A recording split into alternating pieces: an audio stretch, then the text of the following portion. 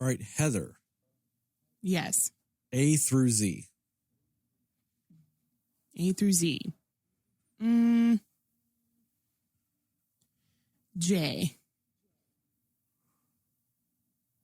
Okay. That kind of fits into what I already had pre-planned. Okay. Because I have a bunch of topics. I actually came prepared today. I was just thinking, how am I going to spin a J into this? We're going to start with a story about Jason Momoa. Okay. Fresh off Fast X. And this is Fast X related. Vin Diesel is blaming Jason Momoa for the lackluster critical response to his movie.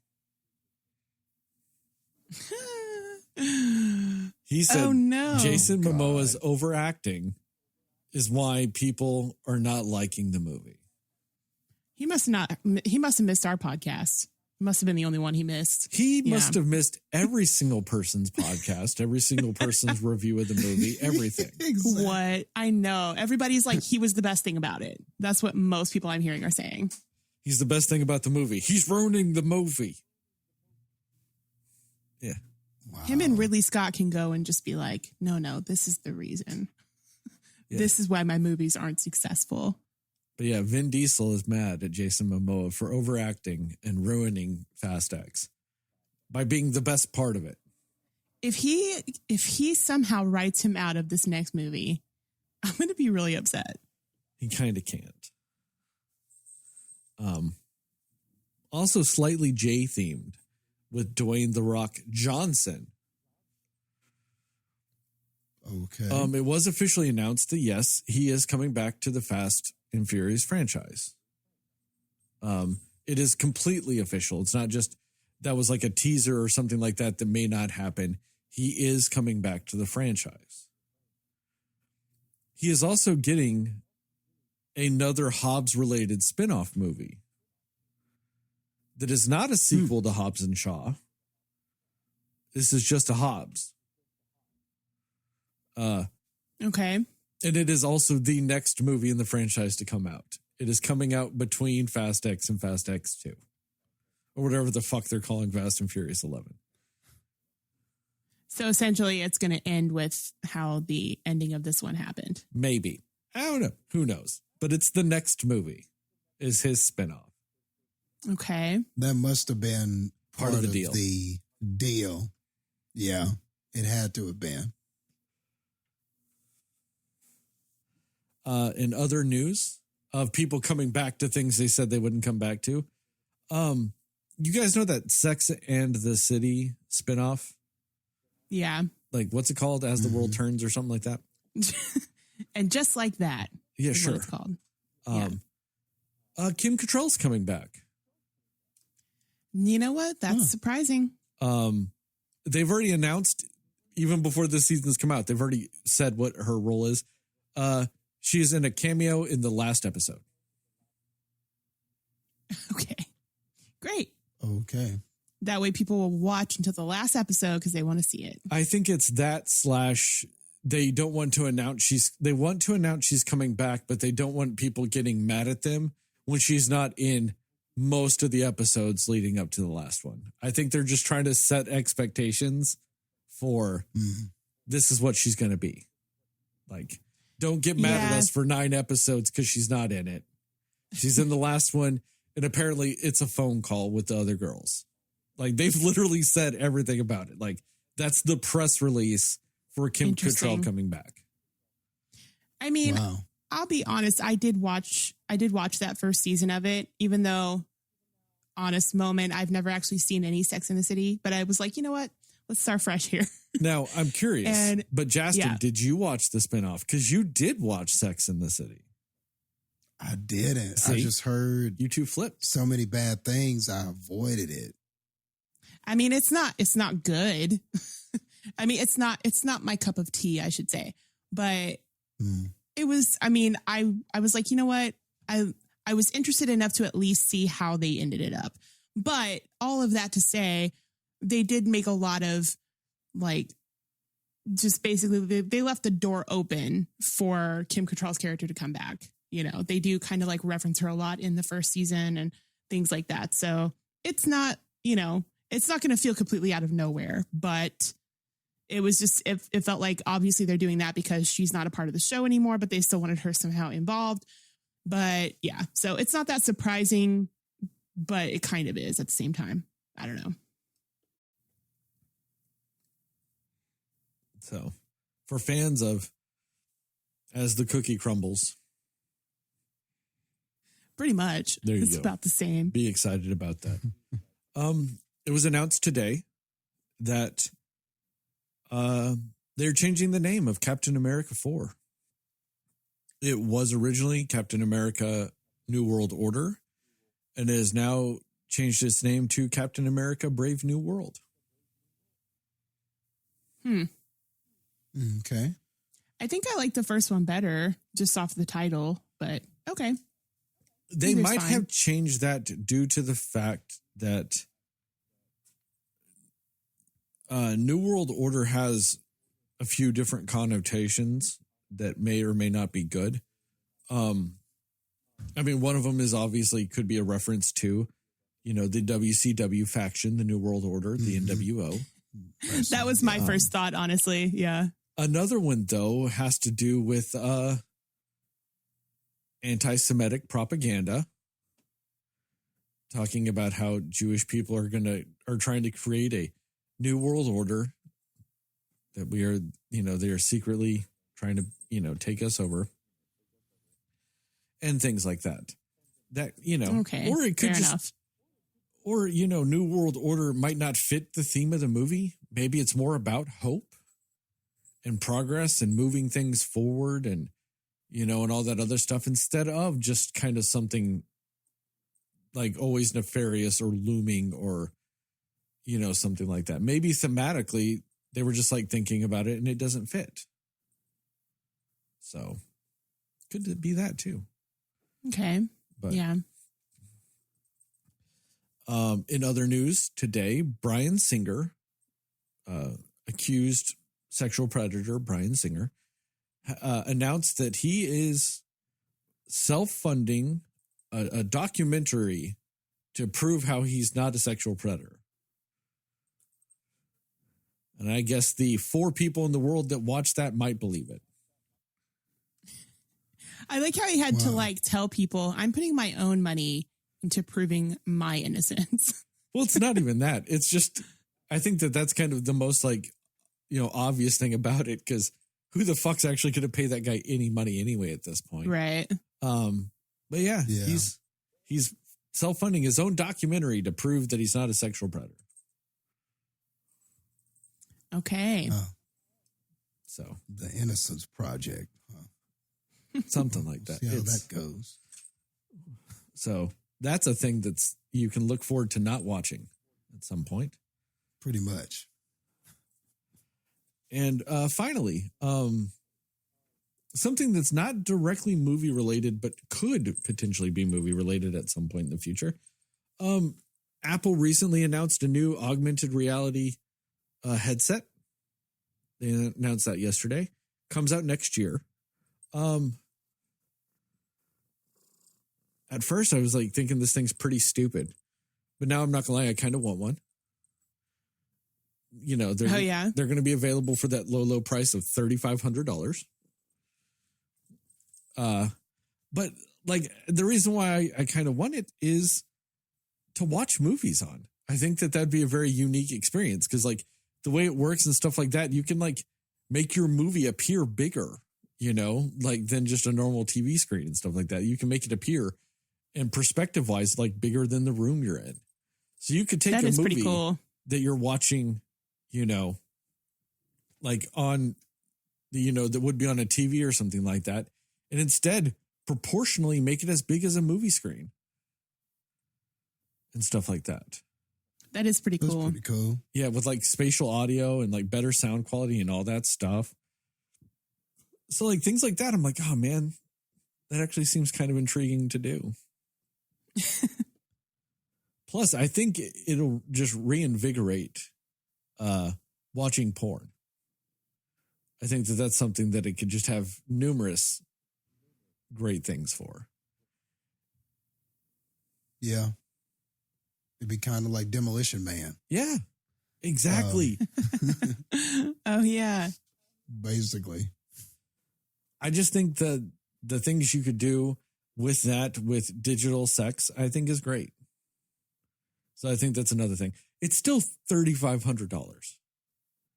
I'm like, geez, that makes me want one a little less. Because I've got other things I need to get for that same amount of money. But not gonna lie, I kind of want one. I think it'd be kind of fun to sit there and watch a movie like that, you know, or like to watch TV like that or something like that. Because you could still see past it. You could keep it to where it's like in your room and stuff, but like they also have it set up to where you can like make it seem like you're, you know, like in a almost movie theater-esque room. And like I said, you can blow up the screen, you can change the sizes of that. And I'm like, how cool would it be to watch something like Everything Everywhere All at Once, or even this movie that we're about to talk about, Spider-Man Across the Spider-Verse, in like your own personal IMAX. Yeah. And you don't have to hear like little kids. You know, you don't have to deal with any other people. It's like your own personal IMAX.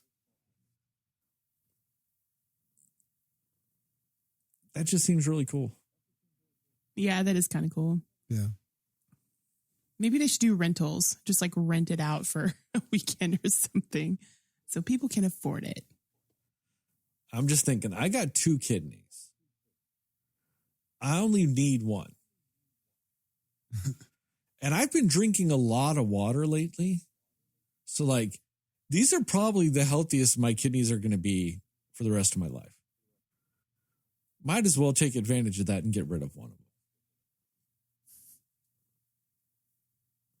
For the cause. Yep. Yeah. To have my own personal IMAX.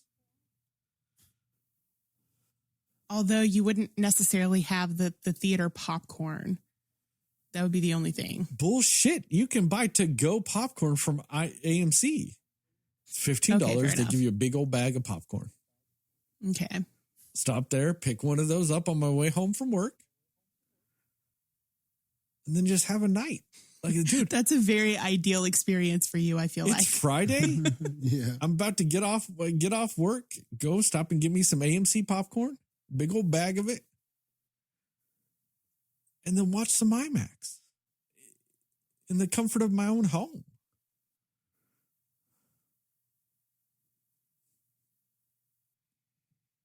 Just saying.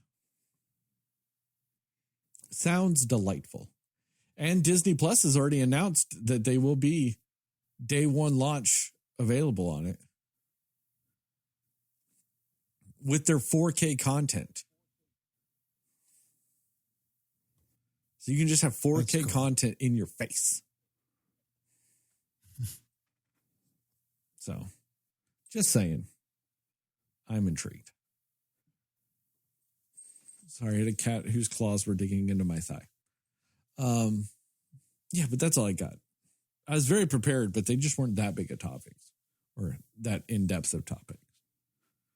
There's good ones, though. A lot of stuff this week. Yeah, not bad. I'll try to be more prepared going forward. I won't guarantee it, but I'll try. That's okay. And on that note, here's our theme song.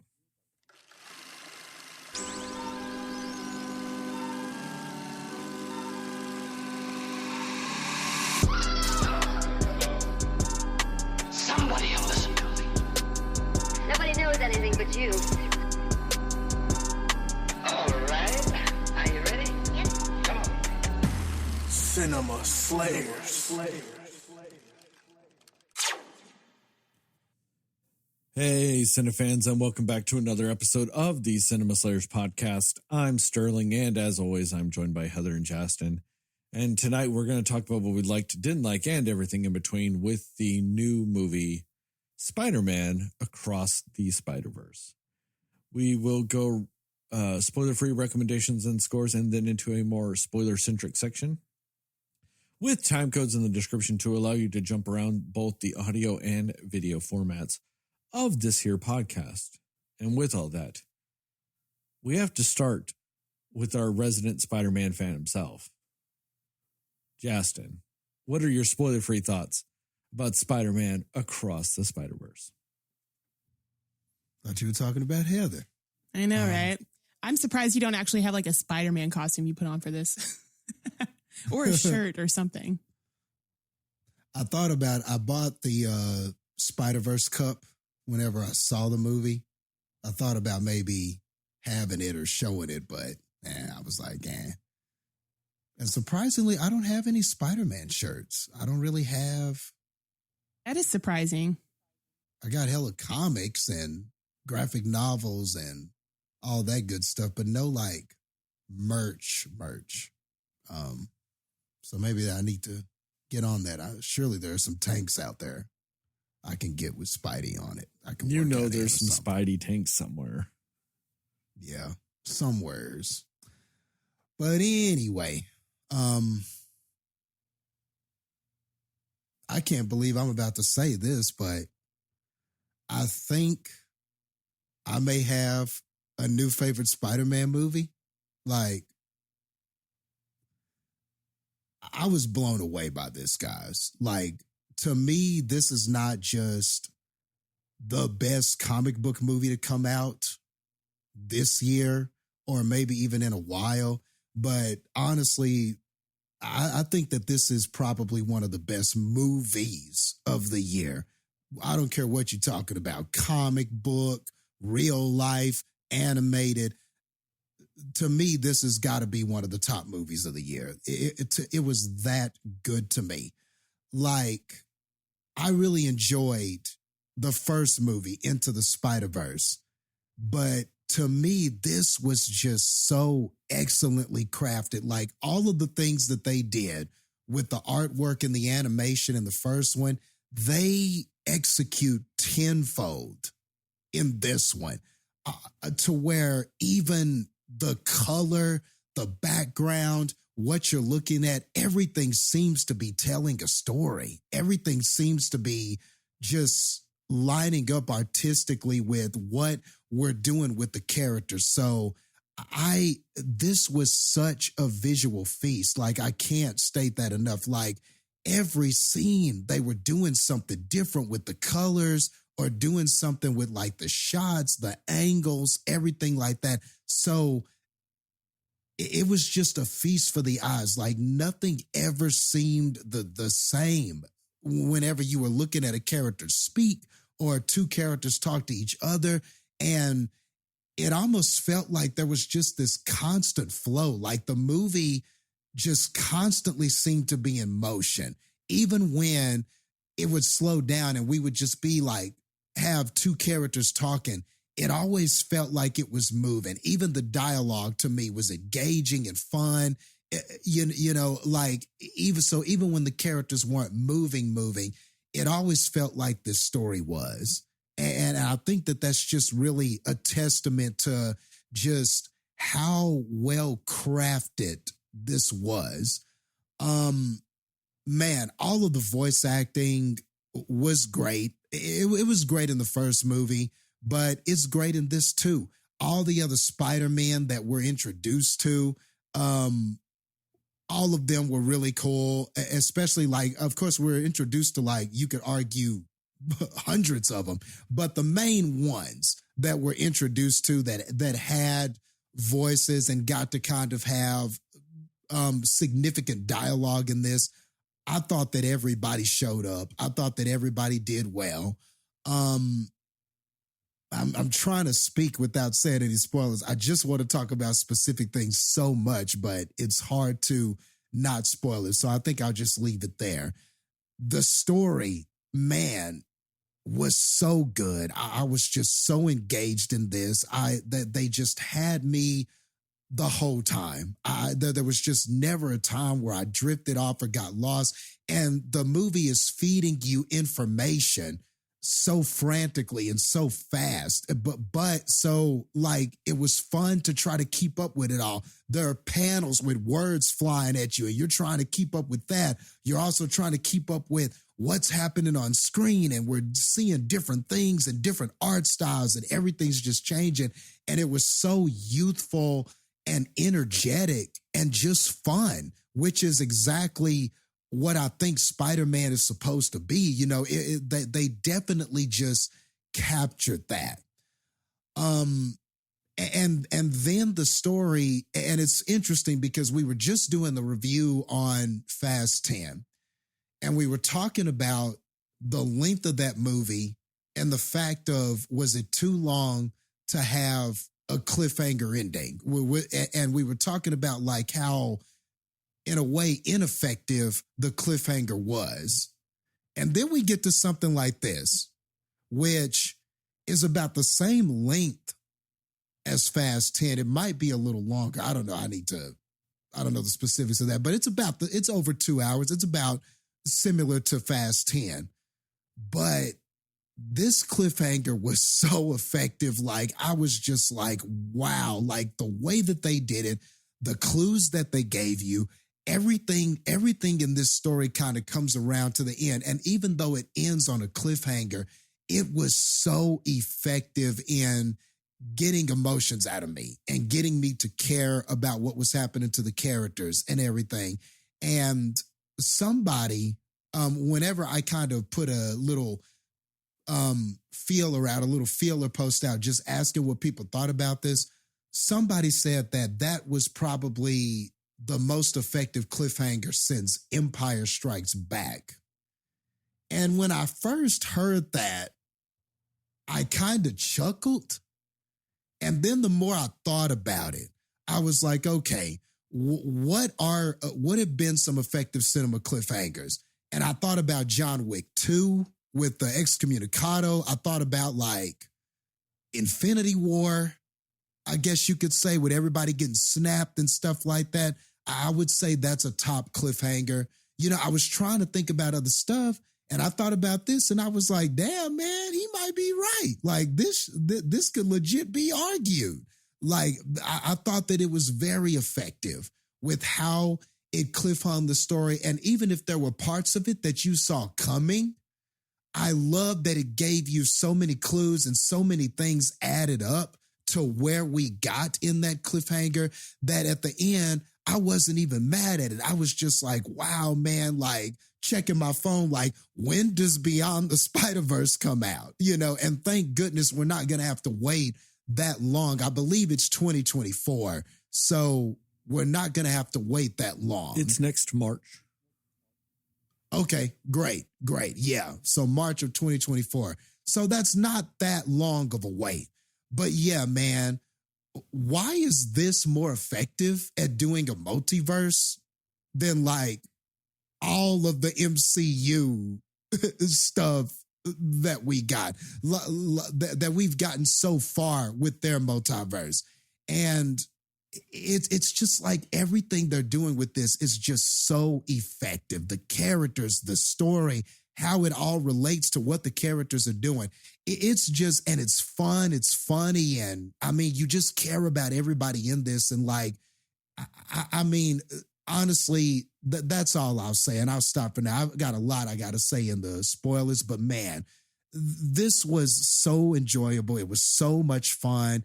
Even my second time watching this, it was fun picking up on things that I maybe missed visually the first time, little Easter eggs I didn't see the first time. Like, it was even fun on a second watch. And I think I can honestly say with confidence that this is one of the best movies of the year. It's one of the most fun times I have had just enjoying a movie, not only because of what it was doing with how I was enjoying it for my Spider-Man fandom, but also just the part of me that just loves movies and how artistic they can be and how creative they can be and just how they can capture your imagination.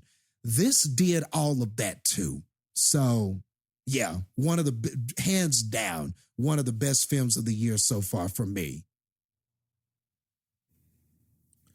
Before you, Heather, I just want to say Fast X is 1 minute longer than this movie. Okay.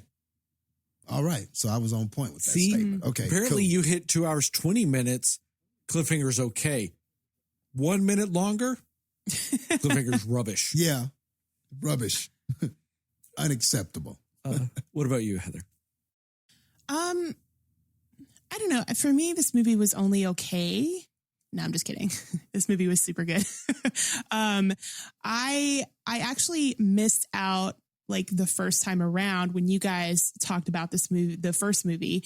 And so I didn't actually see Into the Spider-Verse until very recently for the first time. And I'm glad that I watched it more closely to this one because it was nice to sort of feel like, oh, it's just one continued story sort of in a way.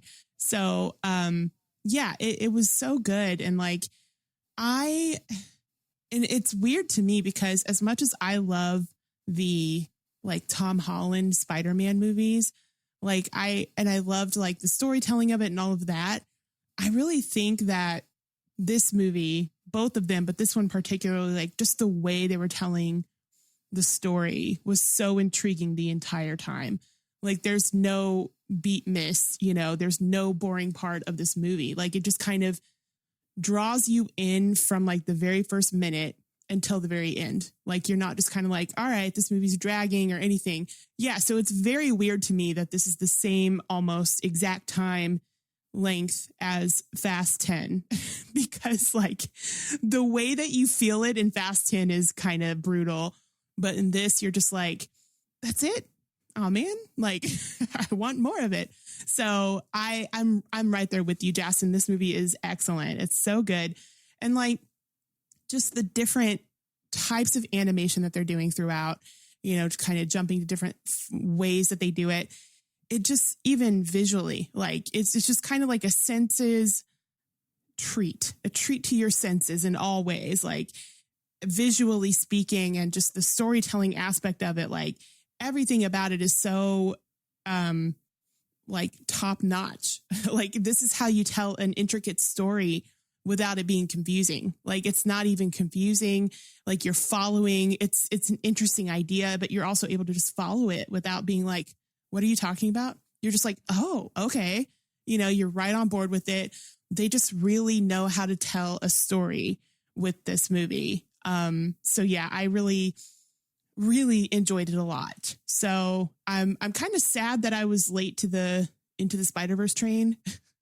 I know you guys judged me for like a whole year for that, but well, A, it's been a lot of years, and B, yeah, it's not like you didn't know. We told you to watch it.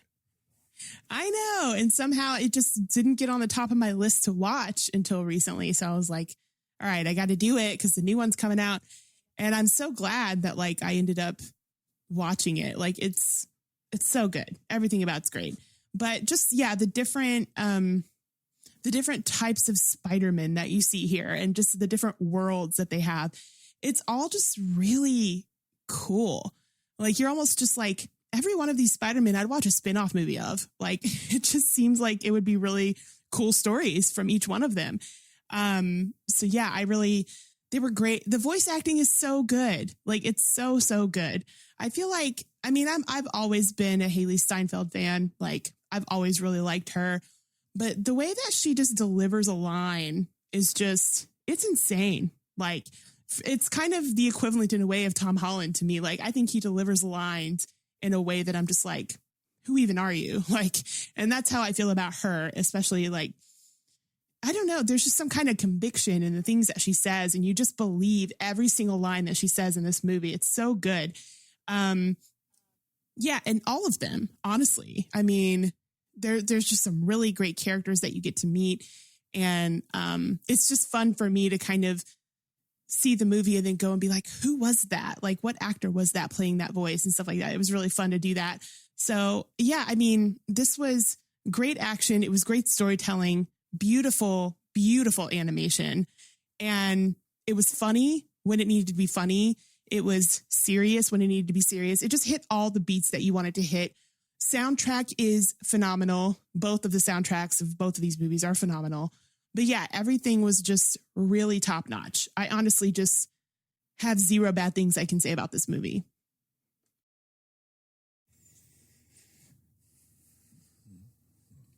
This movie is the best Spider-Man movie to ever be made. This movie is the best superhero movie ever made. This movie is the best comic book movie ever made.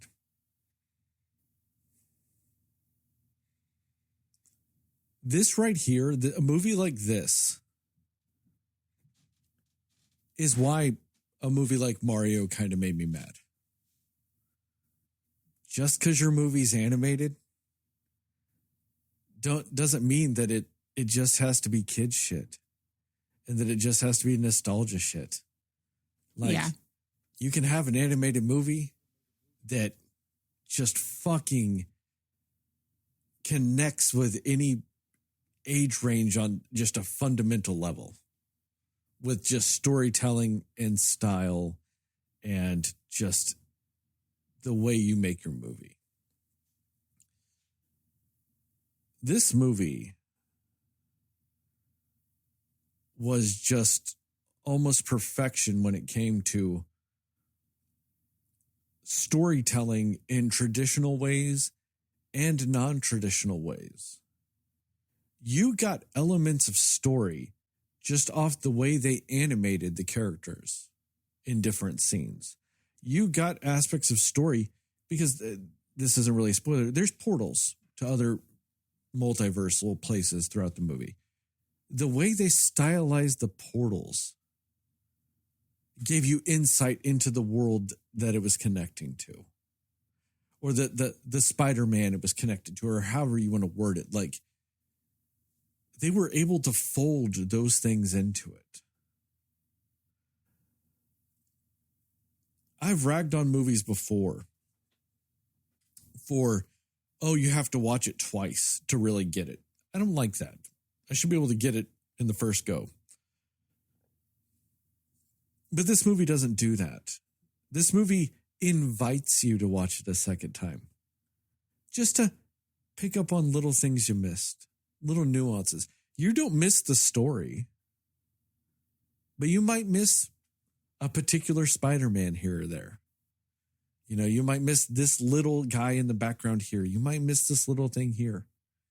And it becomes this fun visual, like, Where's Waldo of Spider-Man from the past, all wrapped up into this. I mean, this movie, no, I can't say that. It's a spoiler. But I mean, this movie just, it takes everything you love about Into the Spider-Verse and it goes, cool, we're just going to do it better this time. Oh, you liked really cool animation? We're going to do that same animation and even more animations. Oh, you liked this story? We're going to do a good multiversal story. Oh, you liked this? We're going to do that more. You liked this awesome soundtrack? We're going to hit you with a better one. This movie just took the formula for a great movie and just went, hey, we're going to take that formula and then add a times 10 at the end of that formula and just amplify the fuck out of all of it. And I've got some theories, Jastin, on why this cliffhanger works and Fast X didn't. Because, you know, you invest in the story.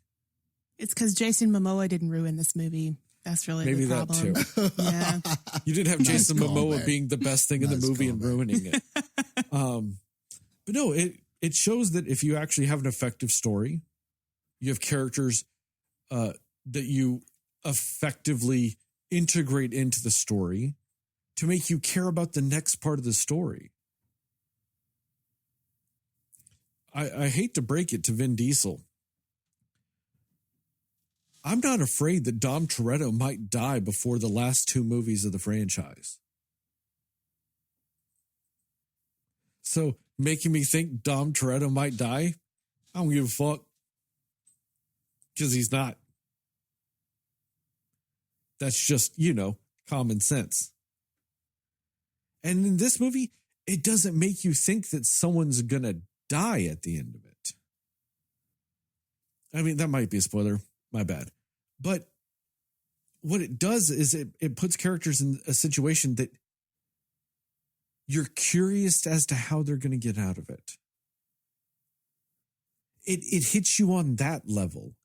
You've got a good idea of who's going to get out of what and all this other stuff, but you don't know how yet. So that's what you're intrigued by. That's what you're waiting for.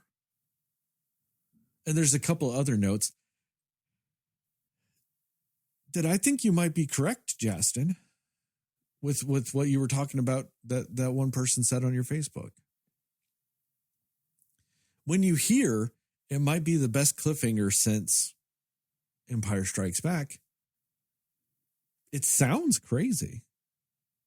It sounds preposterous. It sounds like somebody's just telling a joke. Might be accurate as fuck, though.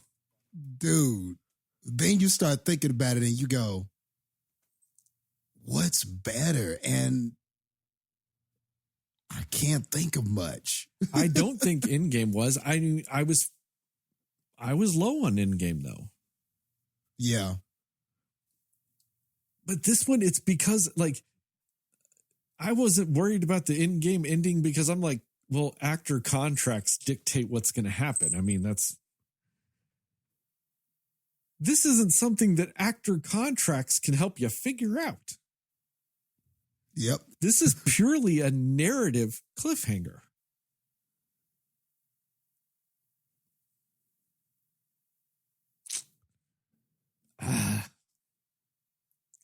I won't declare it so right now, but there's an argument for it. Oh, what happens is more on the level of what happened in Empire. Sort of. Yeah. The way it happens is more in line with how things happened in Star Wars. Just the shock of it, the relationship with these characters, things like that. It is more in line with an Empire cliffhanger than it was with something like an Infinity War cliffhanger. Yeah. So, like I said, I don't know if I'm ready to declare it better than that because you're also going up against what is arguably considered cinema's best cliffhanger of all time. But as far as I'll go right now, I'll say, I ain't going to argue with you if you say it. It can sit at the table. It's got a seat at the table. He said it's the best one since then, right? Yeah. Is that what he said? Yeah, he just said the best one since Empire. Okay. I'm going a step further with it, I guess. I'm trying to figure out if it's better than Empire or not. It's definitely one of the best ones since then. If you just want to go since then, I mean, you can maybe argue the end of Matrix 2. I say that the beginning of Matrix 3 kind of ruins the end of Matrix 2, though, retrospectively speaking. Yeah. And now that you say that, I was just about to say, do we need to wait and see what happens in the third one? Is that going to be the determining factor? I think you can, but at the same time, the first one is so good and the second one's so good. I don't know, maybe I'm getting ahead of myself. I just don't think they're going to fumble the ball. Yeah. I don't either. No way. No way. Yeah, no. I don't see that happening. Because they've been too spot on. You know what I mean? Like, for them to just forget how to, I don't know, write a story now would just be crazy. Yeah. You know, I mean, this movie is probably almost, to me, the shortest 2 hour and 20 movie I've ever seen. If they had just kept going and done Beyond the Spider-Verse right after, as much as I hate long movies, I might have been on for that ride, man. If they just kind of kept going, if it's that good of a quality, you don't care. I feel like that's the highest praise that you specifically can give a movie.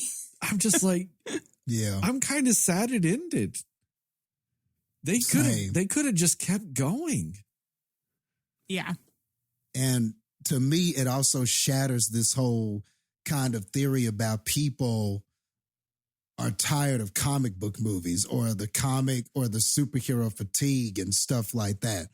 I just think to me, the more truth is that we just haven't been getting anything of this quality. There is nothing of this quality. That's just the truth of it. When you get something of this quality, you will like it and stick with it and be intrigued by it and want to see more of it. You know, dude, if I of all people am saying that this is my favorite Spider-Man movie, you know it's got to be good. Like, as much as I love the other ones and as much as animation, like, hardly is ever my favorite of anything, if I'm saying that this is like the best one, I think that it's saying something about that movie. I mean,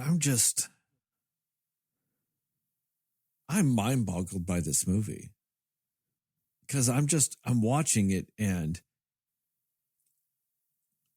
I think one of my favorite scenes in this whole movie, it's a slight spoiler. I won't go into that depth yet, but revolves around the character of the Spot.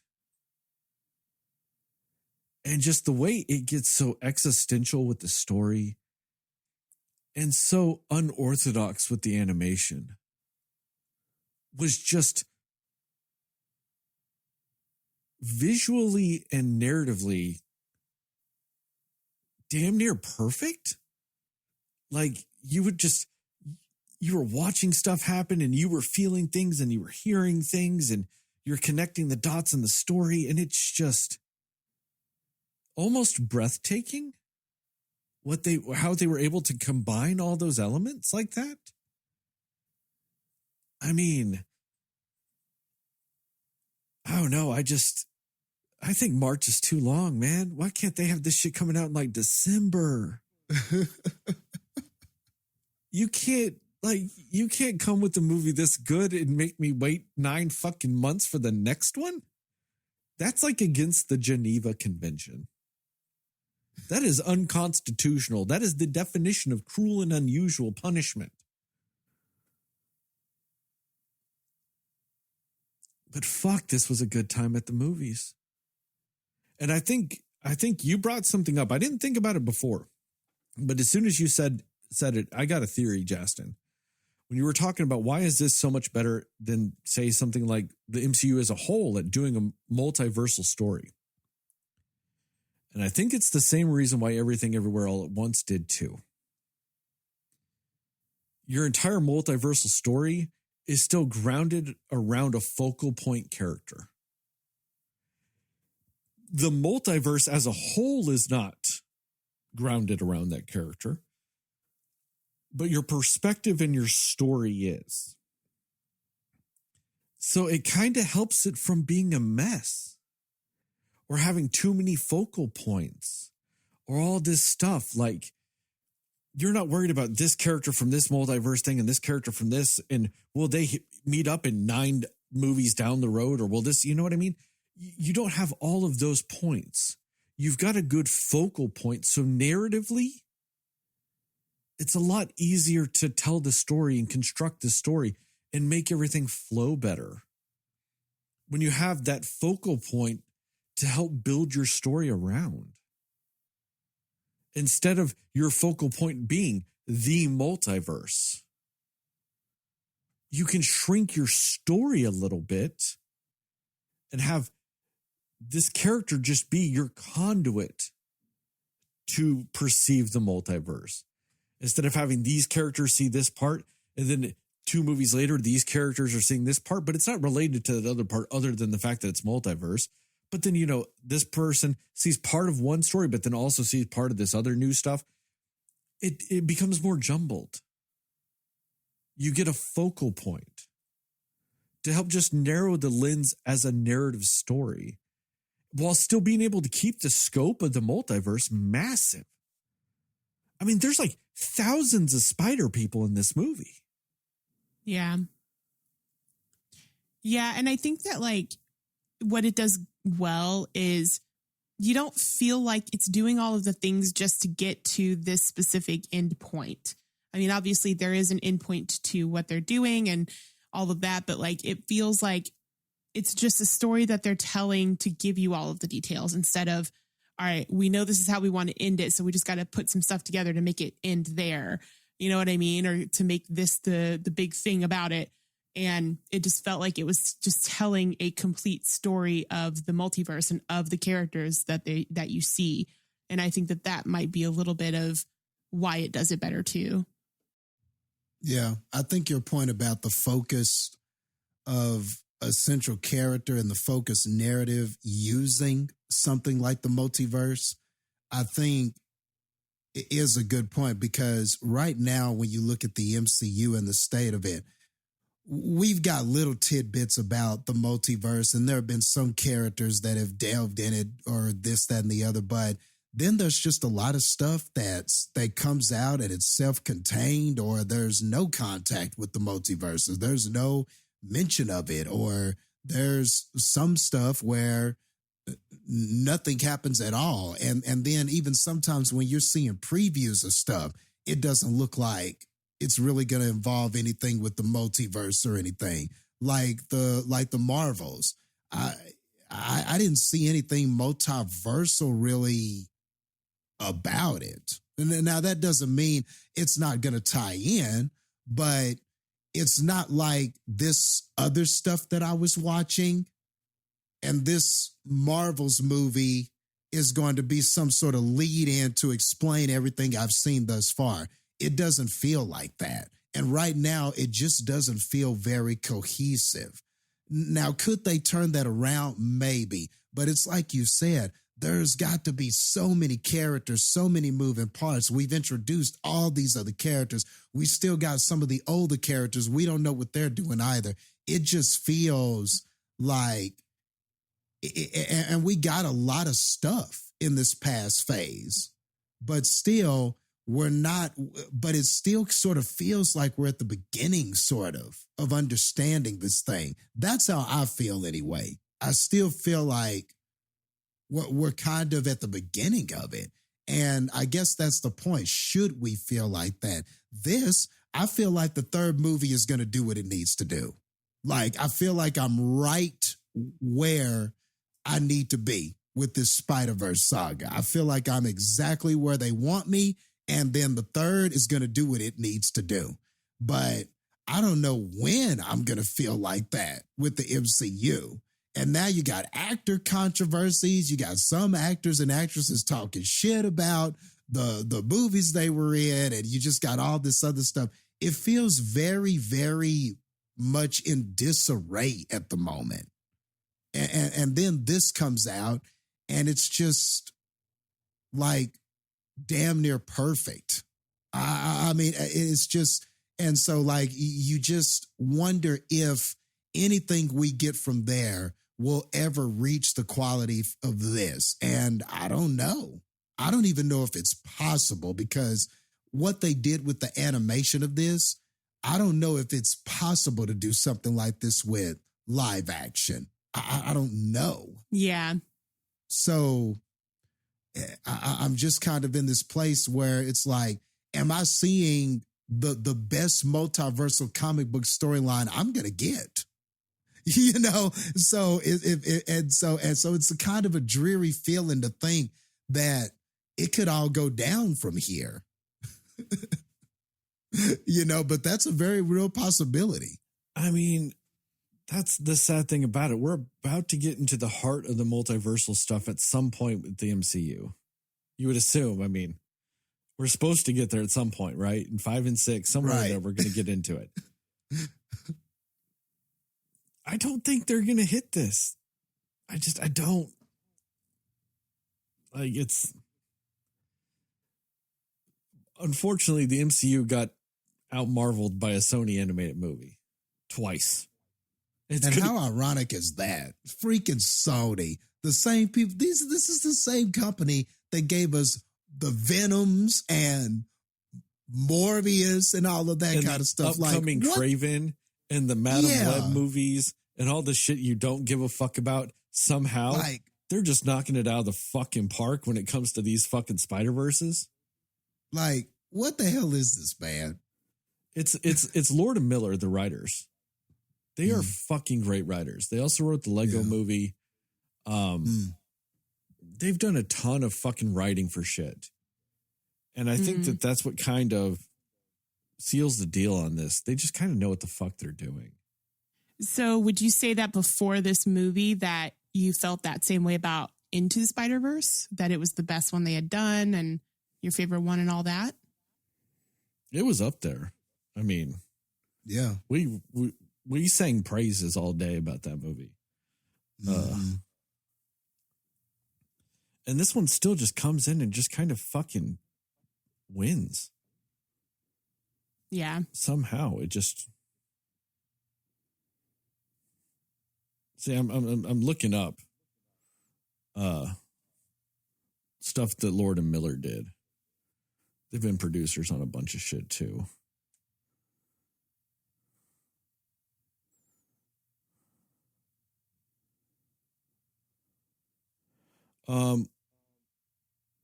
They directed the 21 Jump Street movies, the new ones, which were really good. Okay.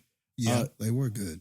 The first Cloudy with a Chance of Meatballs, they did that. Okay. They did the Lego movie, the original Lego movie, which is great. Lego movie was awesome.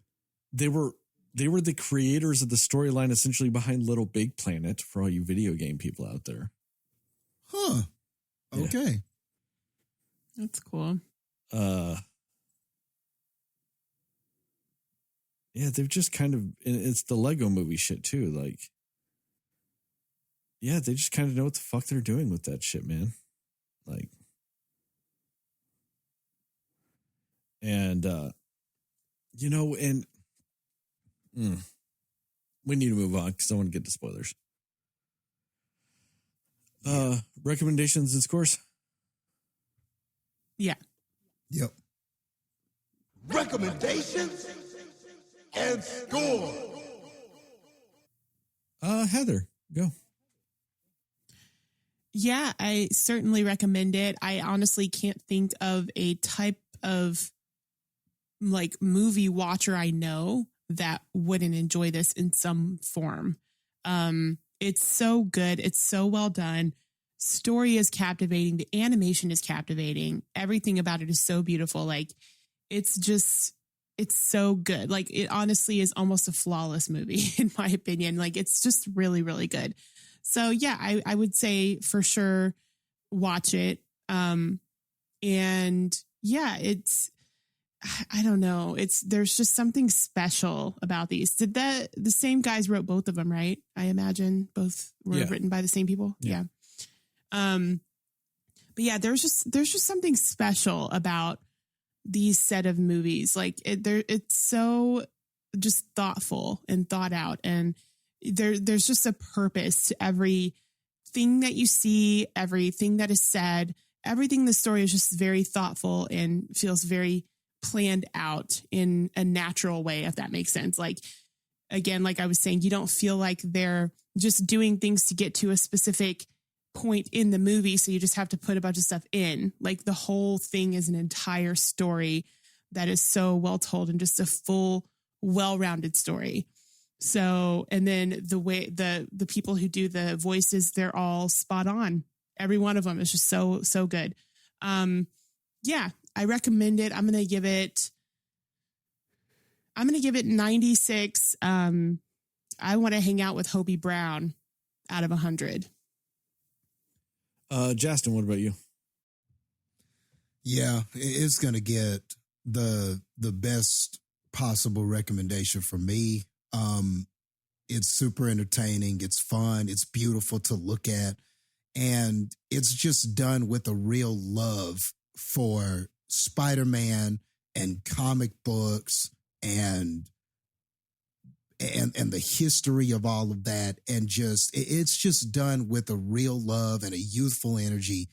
So it was just a blast to watch. And like I said, even the second time I watched it, I enjoyed it. And there are some friends asking me, do I want to come again? And you know what? I'm probably going to go with them and watch it a third time. I'm probably going to wind up in there watching it a third time. That's how good I feel about this. It's great, man. And to me, it's one of the best movies of the year, if not the best movie of the year. It's definitely the most fun I have had watching a movie all year. I just was captivated from beginning to end. It's like, and I just can't say enough about how just visually stunning it looks. It's like you see that beautiful person and you're like, man, and you just have to look for an extended period of time. And you're like, man, I didn't know a person could look that good. Well, this is kind of like that. Like your eyes are just wide open. Like I felt like there were just times and moments where I didn't even blink because I was just afraid I would miss something or miss some detail. I was just so enthralled with what I was seeing, what I was hearing. It's just an amazing movie. Like, this is why we sign up to go to movies. You want your imagination captured. You want to see something just imaginative and creative, and just you want to walk out feeling like you had an experience, not just that you watched a movie, but you had an experience. And this movie, it did that. Last year, maybe that was Top Gun and a few other movies. This year, it's this. So you got to go see it. And I have the exact same score as you, Heather, because I gave Into the Spider-Verse 95. So I was going to go a point. I'll give it 2 points. Fuck it. I'll give it 2 points higher. So we'll go 97.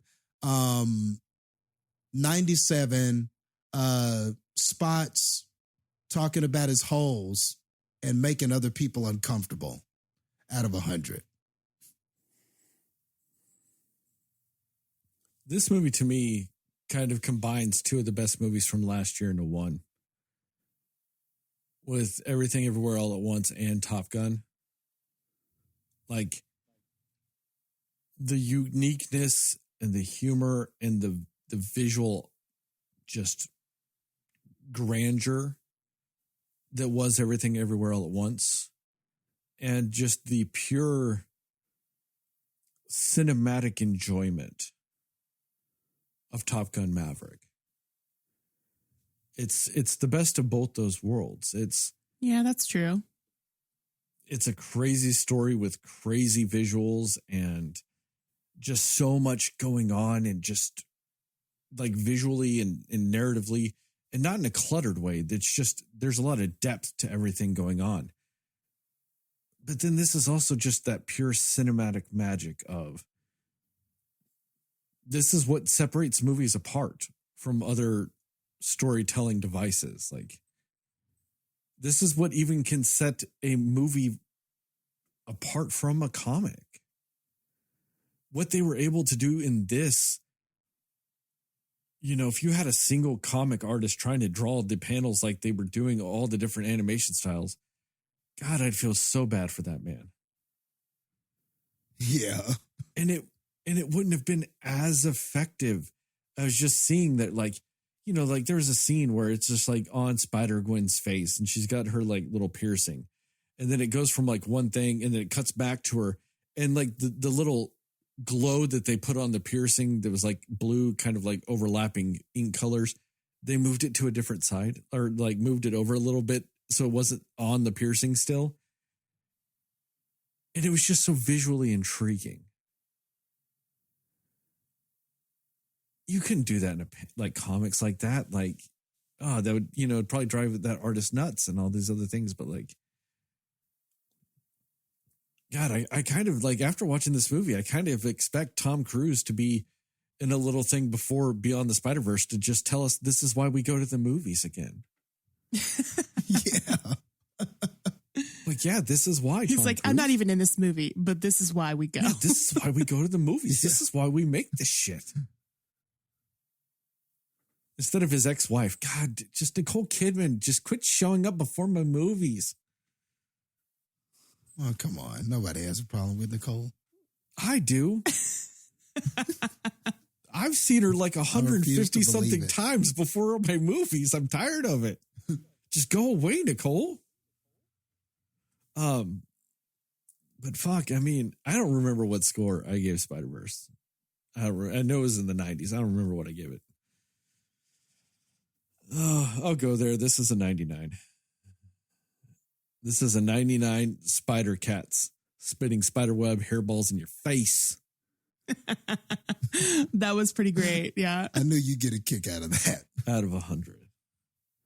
That makes our official Cinescore for this movie a whopping, dare I say, groundbreaking 97.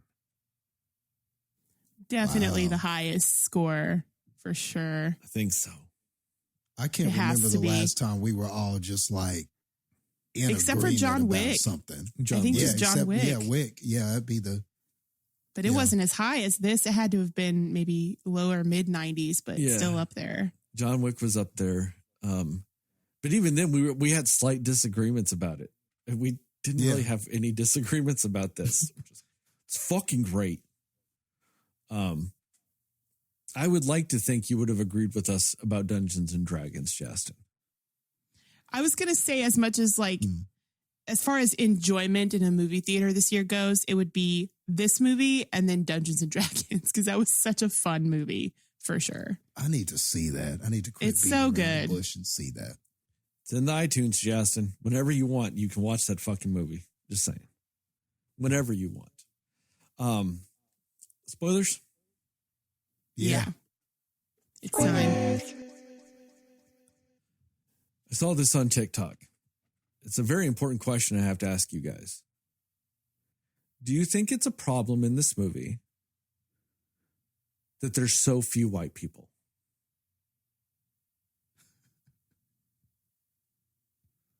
No. Can't say I thought about it, so no. Just thought I'd ask. This one guy, huge problem with it. Had a huge problem with it. He's like, there's like 2 white people in this whole movie. And I'm like, well, you're wrong. Like, statistically, you're wrong. There are thousands of Spider-Men, and most of them are white guys. Most of them are white guys named Yeah. Peter fucking Parker. Yeah. That T-Rex was white. You know it. Right.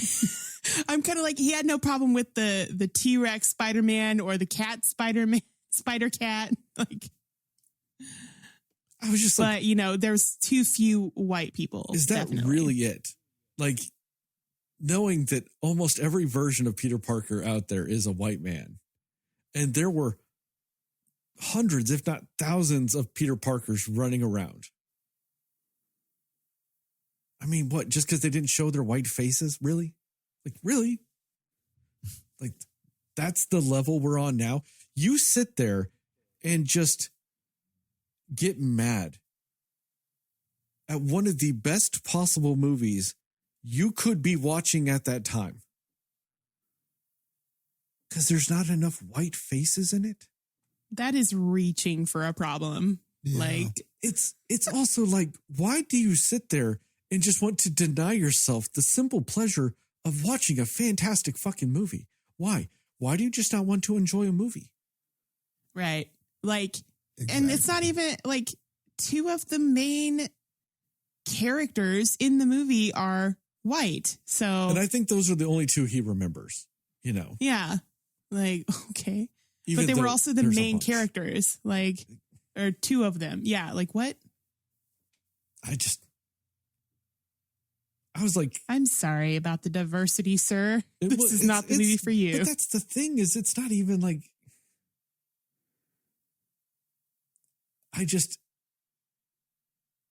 why bother with that energy? Like, there are so many places. I mean, I'm trying to think of a way to word this how I want it.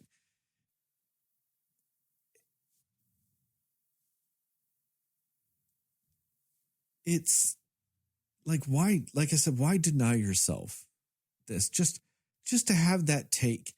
And it's one of those things where you have to try so hard to even go that far. Like the amount of energy you have to waste just living to do that is mind-boggling to me. Right. And then and I'm talking about just in general in life, to just be caught up on that type of thing so much in life that you get stuck like that. But then also, you know what I think, Sterling? it's- I bet he's the one guy that gave Get Out a bad review. He's probably that same guy. I don't know. There was way more white people in that than this, apparently. Apparently. But like, I mean, I don't know. It's just, that's like just, I don't know. It's just, it seems so extra. And then also to like watch this movie and all the greatness that is this movie and just go, ugh, not enough white people. In Brooklyn, by the way. So, you know. Not even, that's baffling. It's just extra hard. Like, I mean, I don't know. I don't know why you would want to take something that's just so fundamentally enjoyable and then just to hate it. Because not white people, not enough. I want to know, I guess he needs to make more videos because I guess I need to know what number of white people need to be in a movie to specifically make it enjoyable. He needs a privilege meter. So, Right. and I guess so that you can, so it can be measured. And It's got to go off a certain level. He can give it a 6 on the privilege scale. And maybe that's acceptable enough for. I feel like even if this, like in general, do you think a movie that's set in Nueva York, first of all, or Brooklyn, either one, are going to be just only white people? Like, really? In his That's what we're mind, thinking? yes. And also that no other, like the multiverse only has white people? Is that what he also thinks? But I mean, to me, that's the thing though, is like, if your Spider-Man is Peter Parker, it's a fucking white guy. And there were so many of them. So many of them. So many. But also, this is not a Peter Parker story. It's a Miles Morales story. Miles Morales Correct. is a biracial Spider-Man. It's exactly. Like, So what? Why wouldn't you expect other people of color in this? Like, Well, I just don't understand. I mean, and that's the thing though, too, is it's not like in either one of these movies, there has also not just been a white fucking Peter Parker that's just whole ass in the movie. Just in the movie. And that there's not some pale blonde-headed fucking Gwen Stacy just in the whole fucking movie. Like, that's what is mind-boggling to me, is that the 3 main characters of this movie, 2 of them are white. You still have the majority of main characters, and you're like, oh, not enough white. I just thought you would have fun talking about that. That's just the weirdest complaint to have of all time. That's super weird. Back to the actual movie, though. No, but that scene when Spot kind of realizes of like going to those colliders and like throughout the multiverse and like taking their energy to become the all-consumingness and all that other stuff. And it just shows him like that big black swirling, like almost looks like it was painted or like drawn with like a crayon. Yeah, like it looked hand drawn. Yeah, it was and it had the texture of like almost like I said, almost like wax or colored pencils or something, and just oh man, that scene just almost killed me for lack of me breathing because my breath was taken so many times. I almost passed out in the movie theater. It was just so fucking gorgeous. And that monologue, and it was Jason Schwartzman. Just that right tone of voice and just sitting there, just doing that monologue while it's doing that. I was like, that was so fucking good. I liked how every time they did the portals, like I said, it was either whoever was doing the portal or wherever they were going. The portal had the textures and animation style of where you were going. I thought that was such a cool little touch. Yeah. One thing I found out about, what's his name? Hobie. Mm-hmm. The Spider Punk. One of the ways they achieved his aesthetic was different parts of his body were animated at different frame rates. It was so dope. To kind of give him a little bit more distortion and a little bit more of a kind of a raw feel, like to kind of inhabit that the punkness of Spider-Punk. Yeah, it was so cool. Yeah. But I was like, who the fuck thinks about taking a single animated character and animating different parts of the body at different frame rates? Just to give the texture that they drew him at more texture. That's fucking mind-boggling. That is science. Like, that is like black magic. That's unbelievable. They are doing sorcery. It's very, that's crazy. But that's fucking great. And that's the thing. Yeah. Is as soon as I found that out, I was like, that's why he looked the way he did. But that's also why he looked so great. Like, because they did such a great job of making every character feel just completely individualized just by just changing the animations on different characters. And it also speaks to maybe not the chaotic nature of the character, but the anti-establishment of the character. He doesn't like systems. He doesn't like for things to be structured. He doesn't like the structure. He doesn't like to be pinned down by these rules and morals and be made to do these things and stuff like that. So it's almost very fitting that his art style is all of these different things. It's just breaking all the rules. There's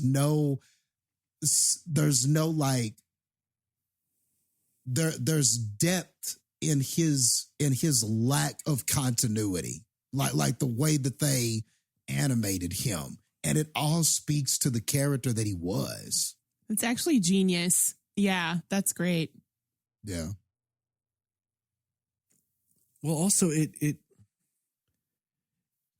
gives you insight to the character just visually.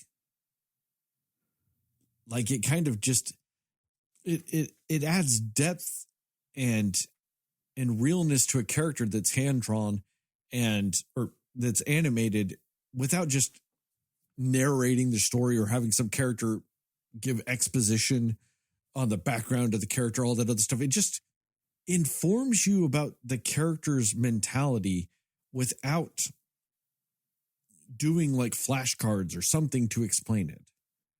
And that's what's so great about it. You know, but they do that with all the characters, like Gwen Stacy, like the way they animate her versus the way they animate other characters and all this stuff. Like the way they animate her in her own world versus how they animate her versus Miles Morales whenever she's in his universe and all those things. Like, there's different ways they take these characters and they kind of mold them slightly different every time they're in a different universe, whilst keeping the things from their universe that kind of make them a little bit uniquely textured and stuff. And so they took all those things that were so cool about the way they animated the characters and Into the Spider-Verse, and they just fucking amplified it. Every character felt just a little bit different. Oh man, that vulture, that parchment vulture. Oh, it looks so fucking sick. Man, that was tight. And everything, his bombs, his little gadgets, the arrows, everything, just all of those intricate details. That was great. That was great. I mean, I wasn't even bothered by the fact that they went to the Venomverse in this movie. Didn't even bother me. Now, of all the little cameos they did, that Donald Glover, that one was kind of the coolest. Yeah, that was really tight. fun. Now That was tight. and that's another thing I like about this movie. They don't acknowledge that they visually look different. Like to them, it's all the same. Yeah. And I really dug that he's a whole ass person. And they don't even comment that he looks different. They go to the Lego verse or a Lego verse. Don't even comment that it's any different. You know, like things like that were so fucking cool. That is cool. Yeah. You know, I like that Spider-Man 99 or 2099 kind of looked a little sleeker, Mhm. little more polished, a little bit almost futuristic, I dare say. Like, I liked that there was just that smoothness to his character. But then they allowed the facial expressions and all those other things to kind of emote a little bit more for him and all of those things. You know, it was just like the little things throughout this movie with that stuff just kind of, they set it just the bar so high for anything else. I mean, I don't think visually and Beyond the Spider-Verse, they're going to be able to top this movie. I don't think it's going to dip. I think they're just going to carry the same quality over because they did kind of animate them. Like they did those back to back, I should say, in like a lot of ways. Like they were made together, you know. That's also kind of another reason why I guess I'm not worried about the story magically dipping off is there's not 4 years between this and the next one. They're just kind of, I think they've already finished the movie. I think that they're just, you know, they want enough space between the movies to, you know, really market properly and all those things. But so many little things in this movie. I mean, that, and also, all right, we mentioned a little bit earlier, that fucking end.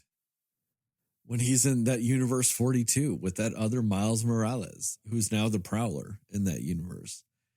And he's stuck there. And then you get the gang from the first movie and then the new characters that are on his side in the second movie now going into to rescue him. Oh, it's fucking genius. And what I meant earlier, you know, Miles Morales ain't going to get killed. You know they're going to rescue him. You know that's going to happen. But what you don't know is how. And you don't know what else is going to happen while they rescue him. Is Miguel going to show up and throw a wrench in their system? Like, you know what I mean? Like all these little things. There's so many things that can happen that you don't know how. But narratively, you're curious as to how. You know the broad strokes. Like I said, you know he's gonna make it out. But you don't know how. And that's the big difference is they do such a good job of building these characters and building this universe and building the story. You care about the how. I give zero fucks about how Dom Toretto is going to make it out of that canyon. I know he's going to. I don't care how. It's going to happen. You know what I mean? It's going to happen. They're going to do some shit. He's going to get out. Because they did such a poor job of building that narrative that you're just like, whatever's going to happen, they're going to do some shit in this next movie. I care about how Miles is going to get out. Yeah. Is he going to reason with this other version of him? Is this other version going to try to take his place? Is it going to be like, there's so many things that like could happen. Yeah, I want to know how. I want to see how. Like I said, they could have just kept going. They could have just done the whole movie, like both movies. I would have been fine. Now, maybe an intermission would have been necessary. I don't know how long the next one's going to be, but I would have been fine. Like, let's go. Like, don't make me wait. I just want more of this. I don't want it to stop. And the thing is, too, that kind of sucks is like, I just have this feeling this next one's going to be really good too. Let's say it's not quite as good as this. Let's say it's like a 90 movie, right? You know, it's not quite as good as, maybe it's a 90. Or maybe like a 95 like the first one was, or something like that. You're still not going to feel cheated if it's just a little less than this. Yeah. And I've got no reason to think that the quality is going to drop so much that I'm going to be bothered by it. It's going to make me want a fourth one. It's going to contend for best movie franchise for sure when it comes out. It might have a real strong shot at best trilogy, honestly. Yeah. I mean, it's going up against the Apes movies, which, God, that's a battle I'd love to see. I'd love to watch those three again. And this one, like all three of these, like back to back, watch all 6 movies in a marathon just to see. We should do a podcast on it when it all comes out. Oh, that would be just a like glorious fucking time of watching some movies. Man, that would be great. We should do that and just like have people vote and just kind of discuss. Like, I don't know. Think about this. Watch them all back, like watch them in order, like together. Watch like the first Planet movie, and then like watch the first Spider-Verse, like alternate like 1, 1, 2, 2, 3, 3. Ooh. Just that would be pretty cool, actually. World building and storytelling beyond belief. Just hit you in the face. That'd be sick. Oh, God, I just can't think of a better time at the movies, if you will. Ooh, the new Apple headset will be out by then, and I can watch them all in HD in my face. Just in my face. Sell that kidney. Go for it. It's worth it. I almost have to now just for this. I don't know. I'll give it away after that. I don't give a fuck. I just want to watch all 6 of these movies back to back like that.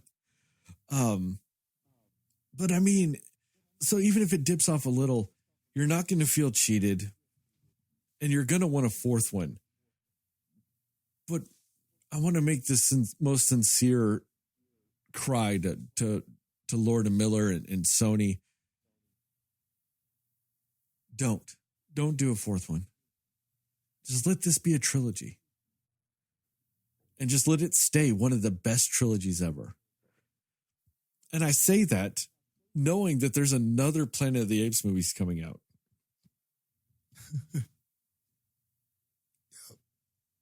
That I am curious as fuck to watch. I don't think it'll be as good. Matt Reeves isn't a part of it. Andy Serkis isn't a part of it. But man, I'm still like, they're building off that world though.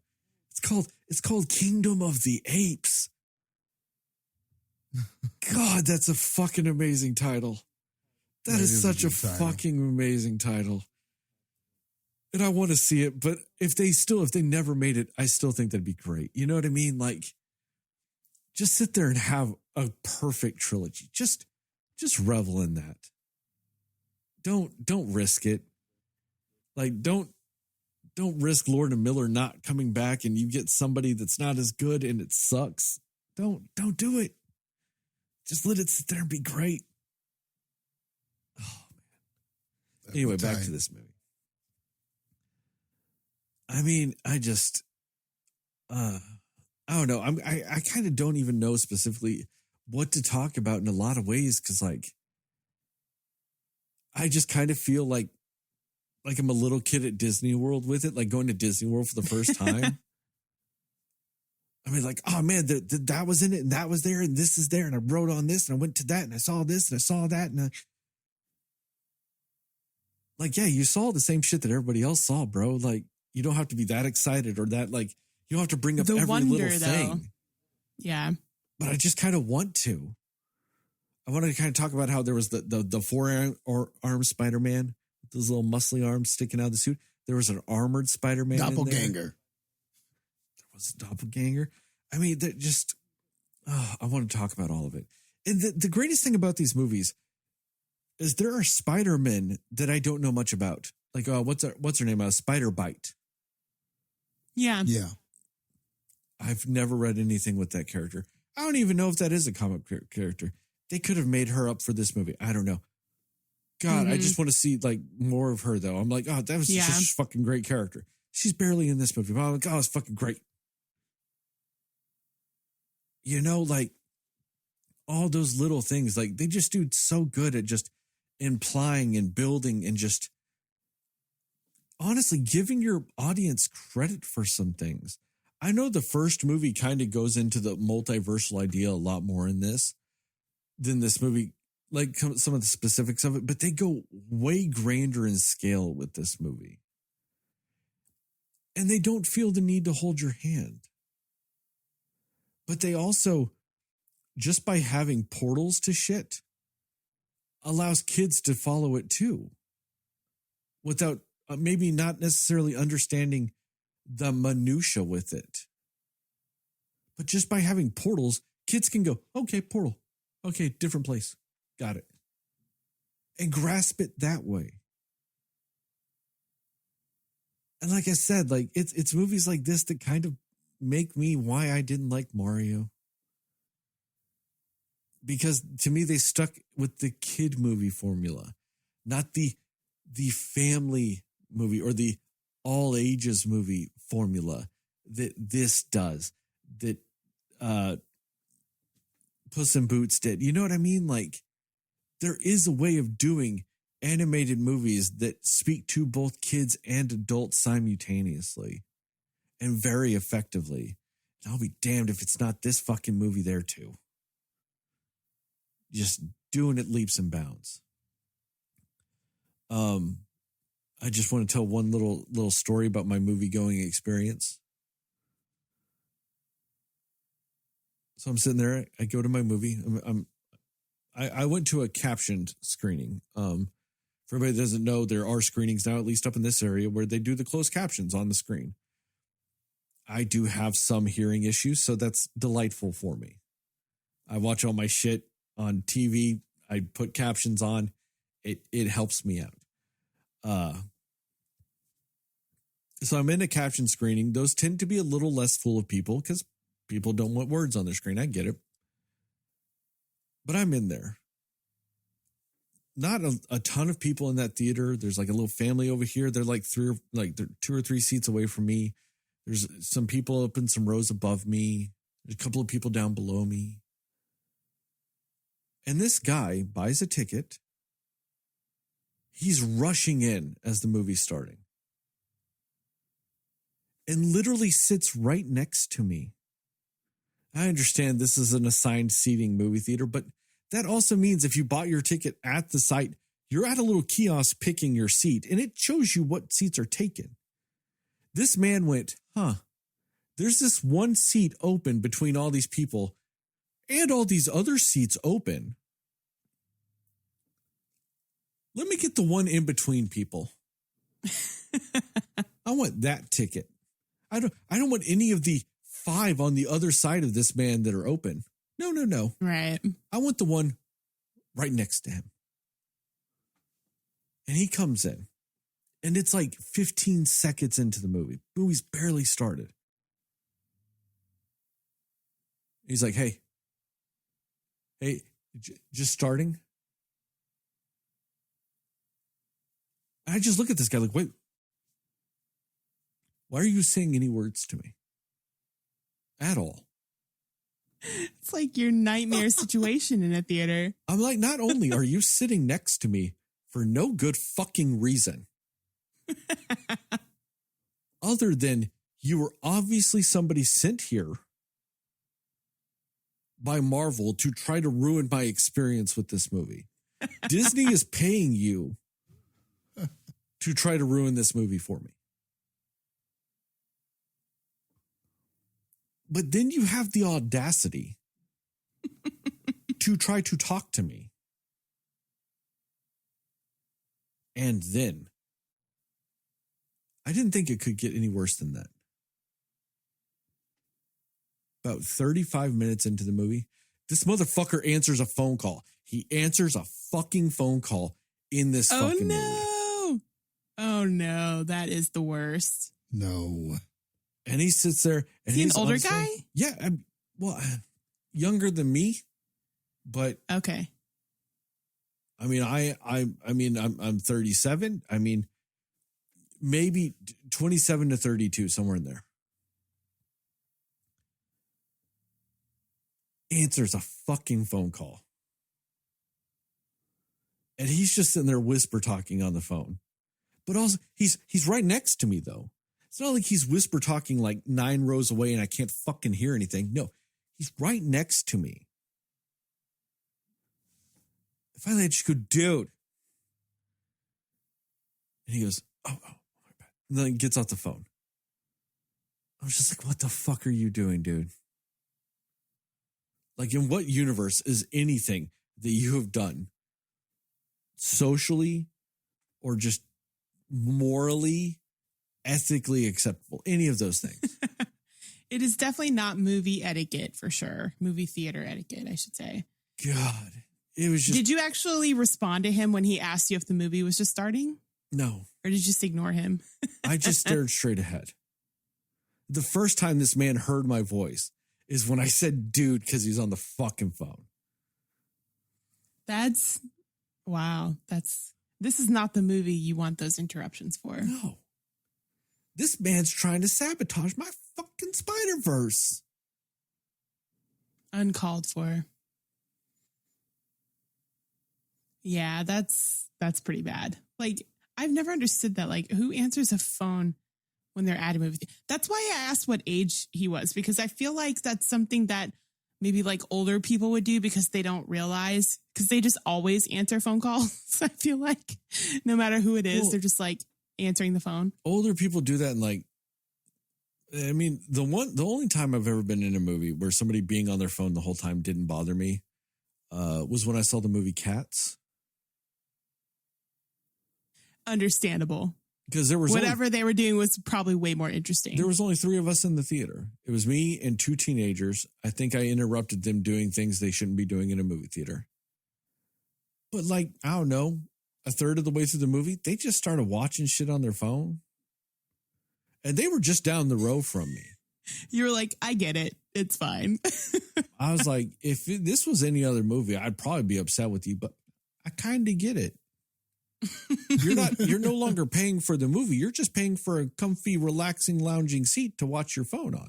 I get it. Sure. Yeah. You just got to salvage something at that point. Like, well, I'm going to take advantage of the nice, comfy chair. Eat some popcorn while I watch YouTube instead of the movie. Oh, no. I get it. And even then, they realized that they were being kind of rude, even though it wasn't bothering me. And then they went all the way down to the front row of the theater to keep watching their own shit. Like you weren't interrupting my time. If anything, you could have been listening to something or watching something that was more entertaining that maybe I could have heard to distract me from the terrible fuckfest that was happening on the screen. I don't know. Jastin would have been mad at those Jellicle cats being interrupted for sure. No, I don't know if I'd been able to handle that. I was too focused on old Deuteronomy and Friends. If I was in that movie theater with you, Jastin, you got upset with them and you'd be like, but the Jellicle cats, I'd be like, Jastin, before you get mad, you have to explain to me what the fuck a Jellicle cat is. It's still a mystery. Let's be real. Nobody knows, Sterling. That's why they're so mysterious. You also have to explain to me what the fucking Jellicle. old Deuteronomy is. Like, of all the books in the Bible, why the fuck do they pick Deuteronomy?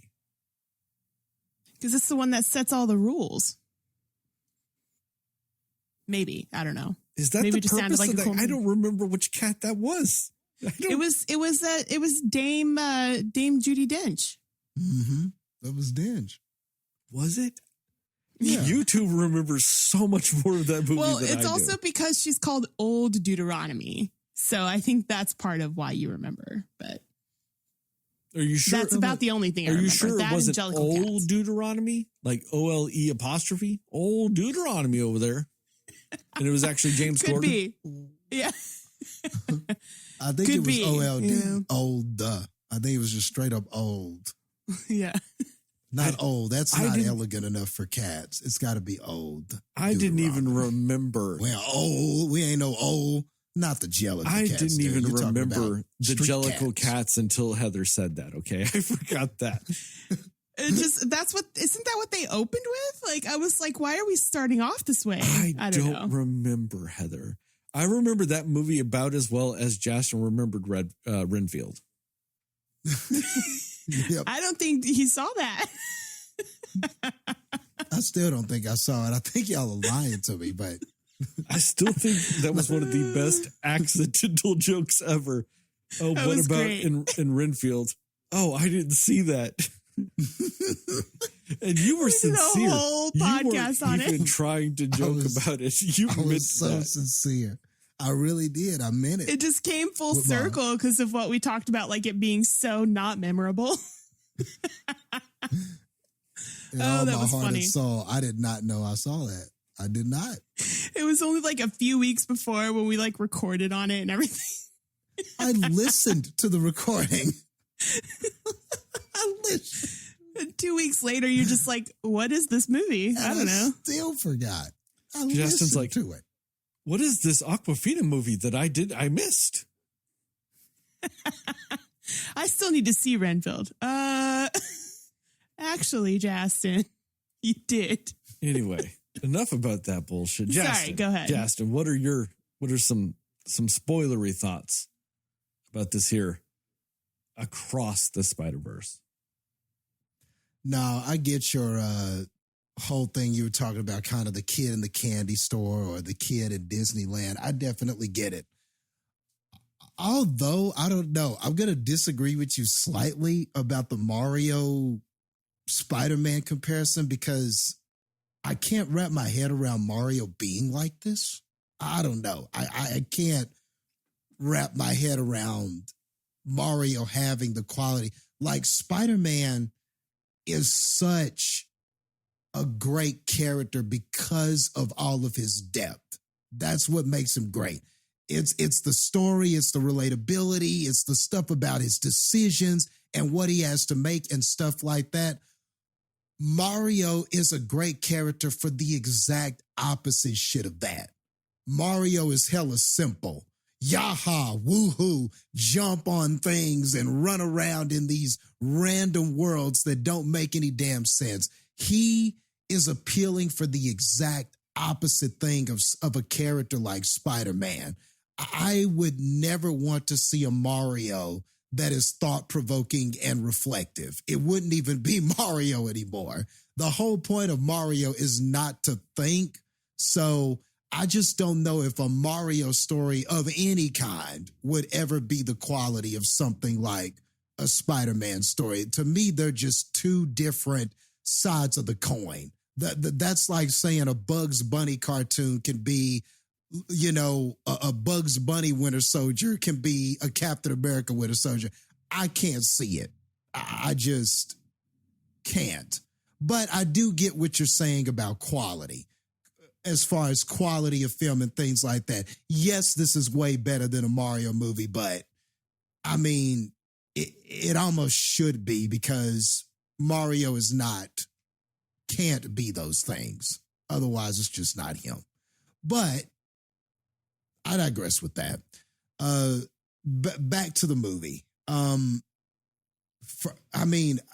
get to the end in a second, but the way that this shit started, man, with Gwen Stacy and just us getting a look at her story and her relationship to her father and everything that was going on there. And I won't like talk about everything, but that drum solo that she did, what is that movie about that drummer where he was just banging on those drums and it had Whiplash. Her whiplash in that moment where she's just banging on the drums and it's do-do-do-do-do-do, and it's just like all about like the intensity of her situation and what's going on and what she's feeling and this anger about not being able to change her circumstances. Man, that was great. Man, that was great. And like you talking about like the intricate details of her in her universe, and sometimes they would change the color based on the mood of what was happening. There was a scene in particular that just it stands out to me, and it's one of my favorite scenes, but it's the moment where her father, Captain Stacy, has her at gunpoint, not knowing that she's Spider-Gwen, and then she reveals herself, and, you know, she's pleading with him and going, she's pleading with him and saying, do you really think I'm a murderer? Do you really think I would murder my best friend, Peter Parker? And there's a moment where it cuts back to him, and just for a moment, he's black and white. And I loved that, just to kind of show by the book, things are good and things are evil. There is no gray, just to show that personality of the dad and how he can't separate the two. Like, and so then, like, I just love that. Like, it just for a moment showed him in black and white. Then it comes back to them, and then all of a sudden he starts reading her rights and saying, you're still gonna be under arrest, like, even though you're my daughter and all this stuff. And of course, all of that gets interrupted, but there were just so many great things like that. Like, even the color sometimes was matching the mood of what happened. And I just love that. Another breathtaking scene when Spider-Man and Miles, when Spider-Gwen and Miles were just web slinging and just having a conversation, jumping and flipping everywhere and stuff like that. And when they sat underneath that building upside down, and it was just so interesting how they were shooting that. Like, sometimes they were upside down, then sometimes they were right side up. Sometimes the buildings in the background were upside down and they weren't, or the buildings were right side up and they weren't. I mean, there was just so much going on visually, and it's just a beautiful scene. And then the dialogue and the voice acting is so good. Like, I agree with you, Heather. Haley Steinfeld was wonderful in this. Like, Gwen, like, I liked Gwen in the Into the Spider-Verse movie, really liked her. I loved that character in this. Just all the layers that they added to her, everything that they did with the story. A scene later in the movie where she's trying to explain to her father that the mask is my badge, and that whole speech that she was having. I loved all of that. And Haley Steinfeld just really just added great character and depth to this, to the story and to this character with everything she was doing. But Shamik Moore, who voices Miles Morales, he was great too, man. He was great too. It didn't matter if he was disguising his voice, talking to his father, or talking kind of in a deepened voice whenever he was talking to Gwen, or whenever he was, having those heart-to-hearts with his mom, and you could tell that he was withholding something. You could hear the withholding of information that he was Spider-Man in his voice, and just all of that stuff. I mean, just all of those different layers you could feel and you could hear in the voice acting. So, I mean, I can't speak enough about that. Also, I love his family, man. I love Miles Morales' family. His mom and his dad are so warm, and just, I just wish everybody had parents like that. But it's the fact that they felt like real parents. Like, they didn't feel like the fake, like they felt like legitimate, like real people that were parents. Exactly. That they feel real, but they're so warm, and you can tell that they love him, but they're frustrated. They don't really know. They love him, but they don't know exactly how to do that every time or what to say. But they're so loving and caring that that their words and their love and what they feel, it penetrates Miles, and you can tell it does. You can tell when he feels that back, and he knows he's hurting them, but he feels like he has to. And just that back and forth and that conflicting nature of him with them, it's so palpable in this, that even when the movie is doing, although you could argue the movie's always doing something, but even when we were just talking to them. It was great. It was great. Like you just are hanging on to every word. And then and then going back and forth with the different language, with the Spanish language and going back. I mean, it's just integrated so well. And I just loved all of that. Just all of that was just great to me. The Spider Clan, or whatever you want to call them, the multiverse Spider Clan. It's funny because we were talking about the MCU earlier. This felt like a Spider-Man TVA. You know, essentially, it was a network of Spider-Man trying to stop all of these different multiversal possibilities that could just cause rifts or cause destruction in this webbed spider timeline. So in a sense, it was that. But when you think about Loki and you think about this, it's just so much more cohesive. It was just so much better. And I liked the Loki series. But this is one movie, and it felt like they did the TVA better than Loki in, 8 episodes? Yeah, they were able to get to the point like more effectively, so that the scope of what the TVA was, or in this, the Spider Force or whatever the fuck they're called, became more apparent and more effective. Yeah. Like they're just more efficient with how they do it. Yeah. So I was just amazed with me how similar those things were, but yet just how much more effective this was. And like, I love the fact that you could see both sides of this perspective.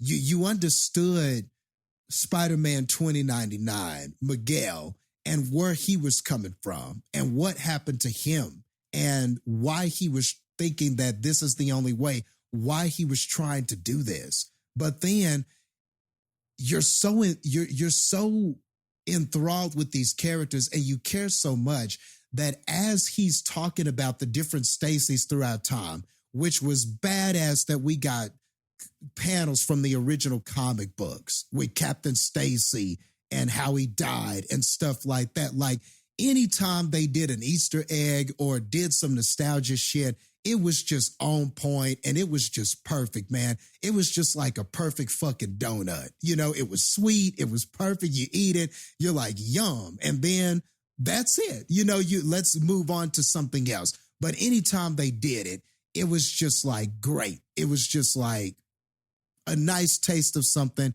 They never dwelled on anything. But even as Miguel is explaining all of this, and I like the use of the word canon, like they just everything you like about comics, but using that term canon to say that there are these events that sort of link the Spider-Man and make them who they are and stuff like that.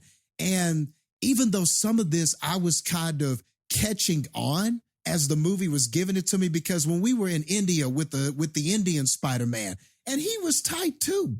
I can't say his name, but that Spider-Man was cool too. They actually redesigned that character too, because that is a real character from the comics.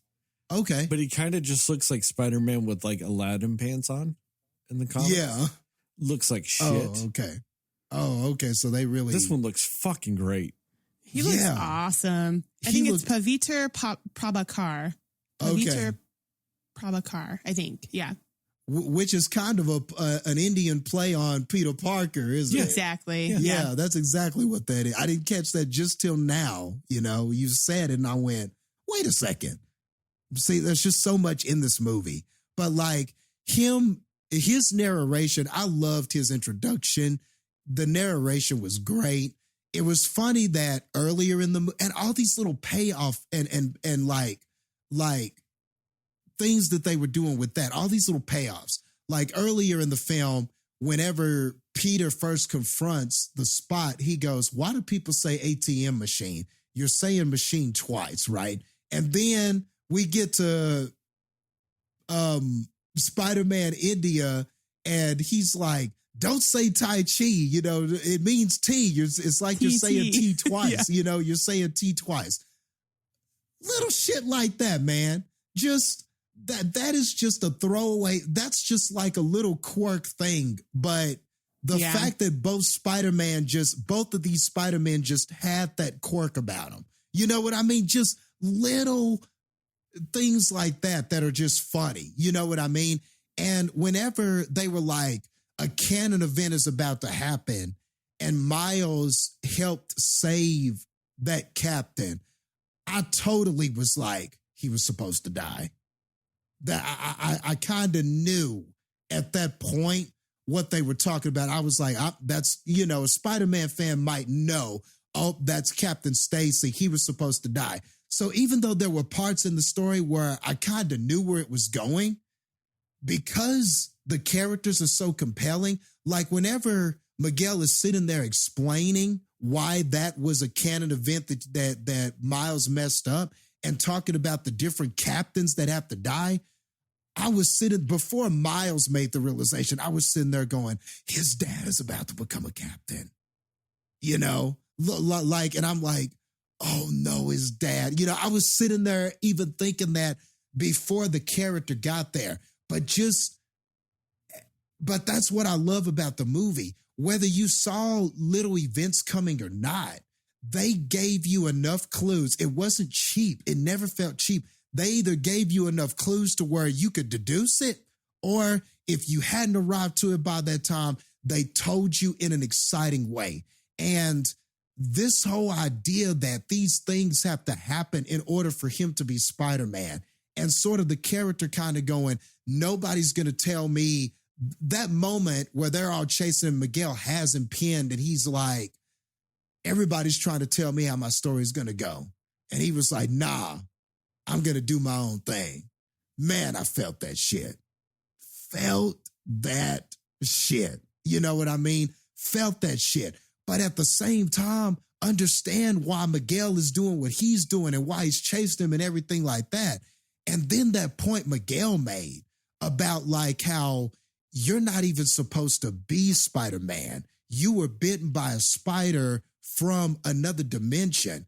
And I realized, because I had watched Into the Spider-Verse again before I watched this movie, that spider glitches in Into the Spider-Verse. But it was before I knew really about the rules of glitching and stuff like that. But that spider glitches, and they don't tell you the rule. You don't learn the rules of glitching until later in the movie. Now, maybe if a person was deducing that and thinking about that and went back to that one of the earlier scenes and went, the spider was from another universe. But I didn't put that together at that moment. But whenever he said that here, I was like, oh shit, that spider did glitch.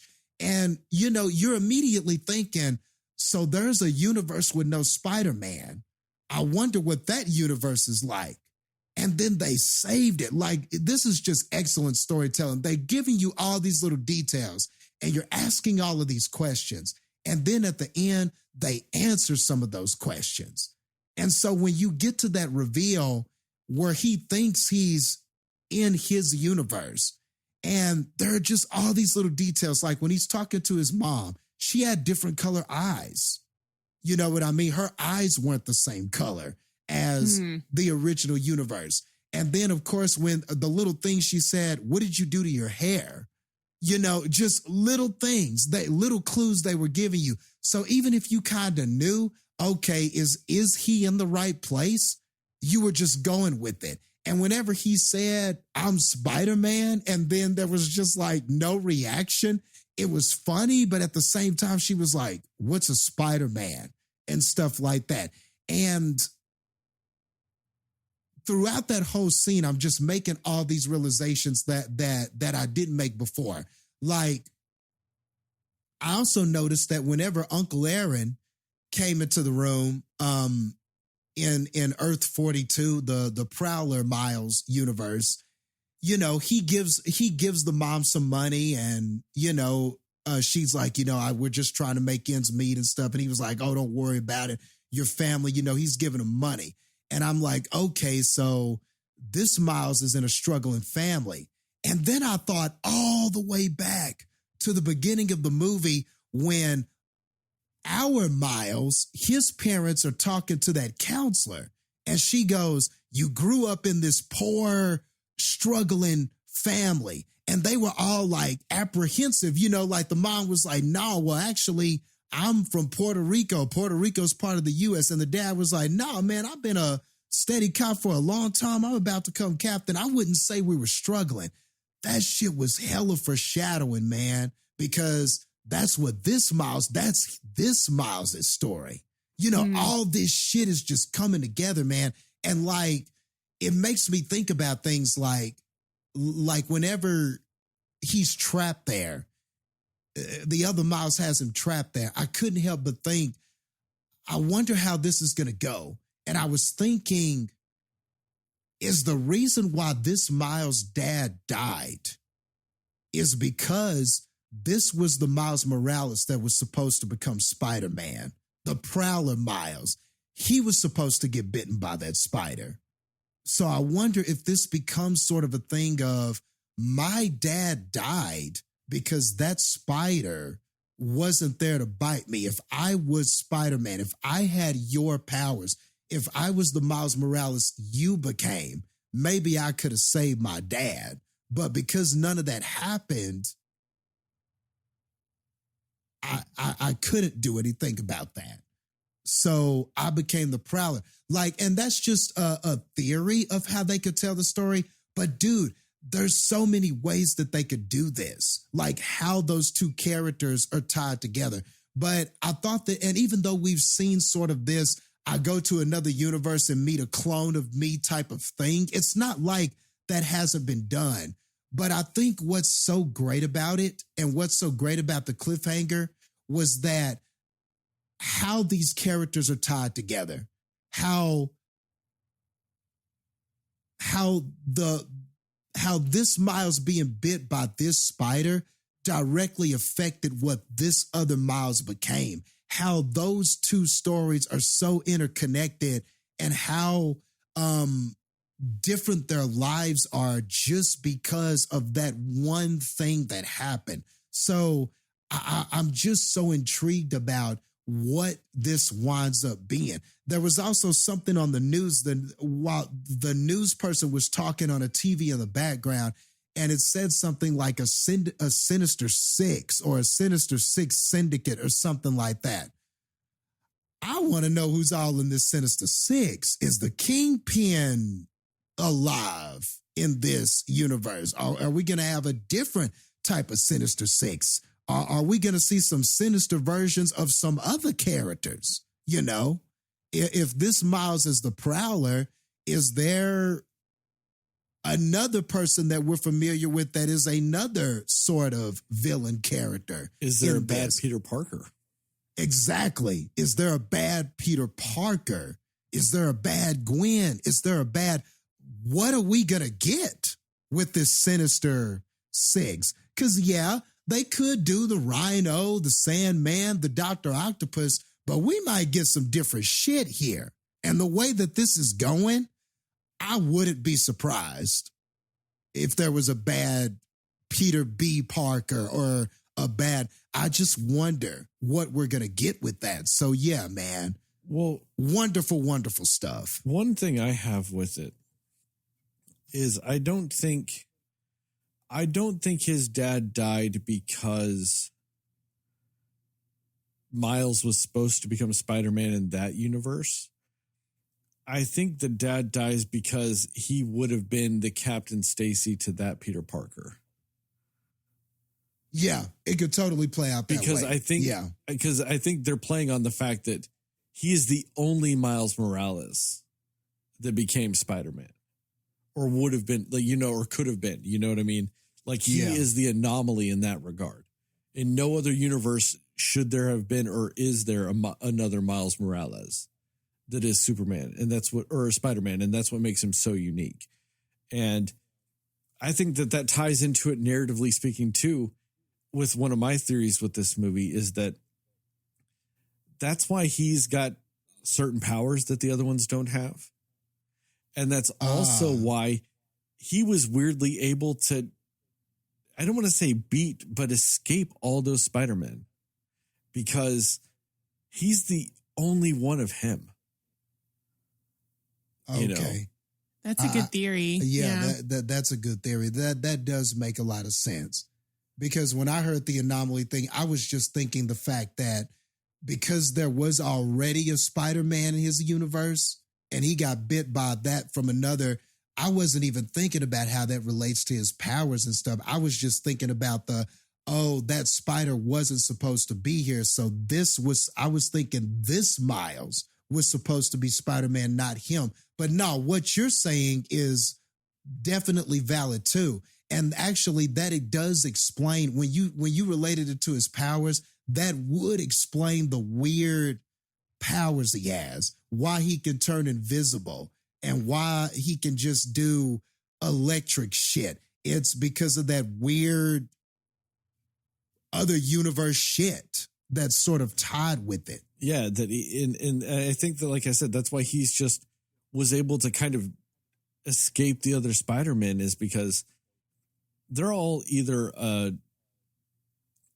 Spider-Gwen or a Peter Parker or a Miguel O'Hara. You know, they're all those types of Spider-Man. Was it Jessica Drew? That's the Spider-Woman too. Like, they're all kind of versions of those characters that are spider people in some universe. He's the only Miles Morales, you know? And I think that would kind of lead to the fact that they can't, and kind of like they can't anticipate him. They can't predict him as well, because he can do things they can't do when it comes to turning invisible. Like, they're not even thinking he can turn invisible. They don't think he has the electric shock powers. You know what I mean? Because that's just something that other spider people don't have. Yeah.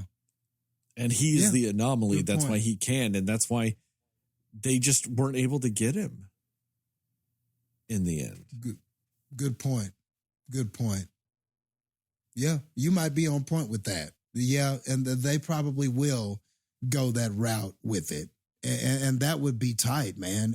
You know, either one of those scenarios I'd be cool with, but man, that would be cool too. And that would, like you said, that better explains his power set and why he can change the web, so to speak. He can impact this multiversal web in ways that they can't fathom. That's I like that. I like that better. Cool though. But no, you can go, Heather. I just wanted to say those things, and I'm sure some more stuff may come to my mind, but no, all of that was, man, there's just so much. It's almost too much. Like, I just feel like I could talk for another hour about stuff, but I just can't. I want to let you go. I want to throw one thing before Heather goes, just because it ties in directly to what we're talking about, with him being different like that. I think this is kind of a prediction of mine for Beyond the Spider-Verse. I think that in his universe, there's no longer the idea of like canon events, because he's not canon. Yeah. Like, because he's an anomaly and all those things, like, I don't think if it's like, say he saves his dad, I don't think it ends that universe, because he's not canon. He's the anomaly. So yeah. I just think that, like, that's my theory kind of going into the last movie, is just like, because of what like I said, the way they built him being the anomaly and all these things, and the way he's able to do things different. I think that that's how it's going to end up maybe affecting some of the stuff later, that like those rules, while they apply to other Spider-Men, might not apply to him. Yeah. And it may have already balanced. Maybe he's kind of like the balancing of the force, so to speak, or something, because like the other Spider-Man died to give way to him, you know, like there couldn't have been two. So this one, you know, that one died to sort of, and now he's the only one there. And it was almost like it fixed, maybe the Spider-Man that died was his Captain Stacy. You know, exactly. Because he's you already could- had the Uncle Ben with his uncle. Exactly. So maybe that is his Captain Stacy. So, like you said, the same rules don't apply. It's all different in shit because of what happened. So yeah, I could see some of that shit for sure. All right, Heather, that's all I had.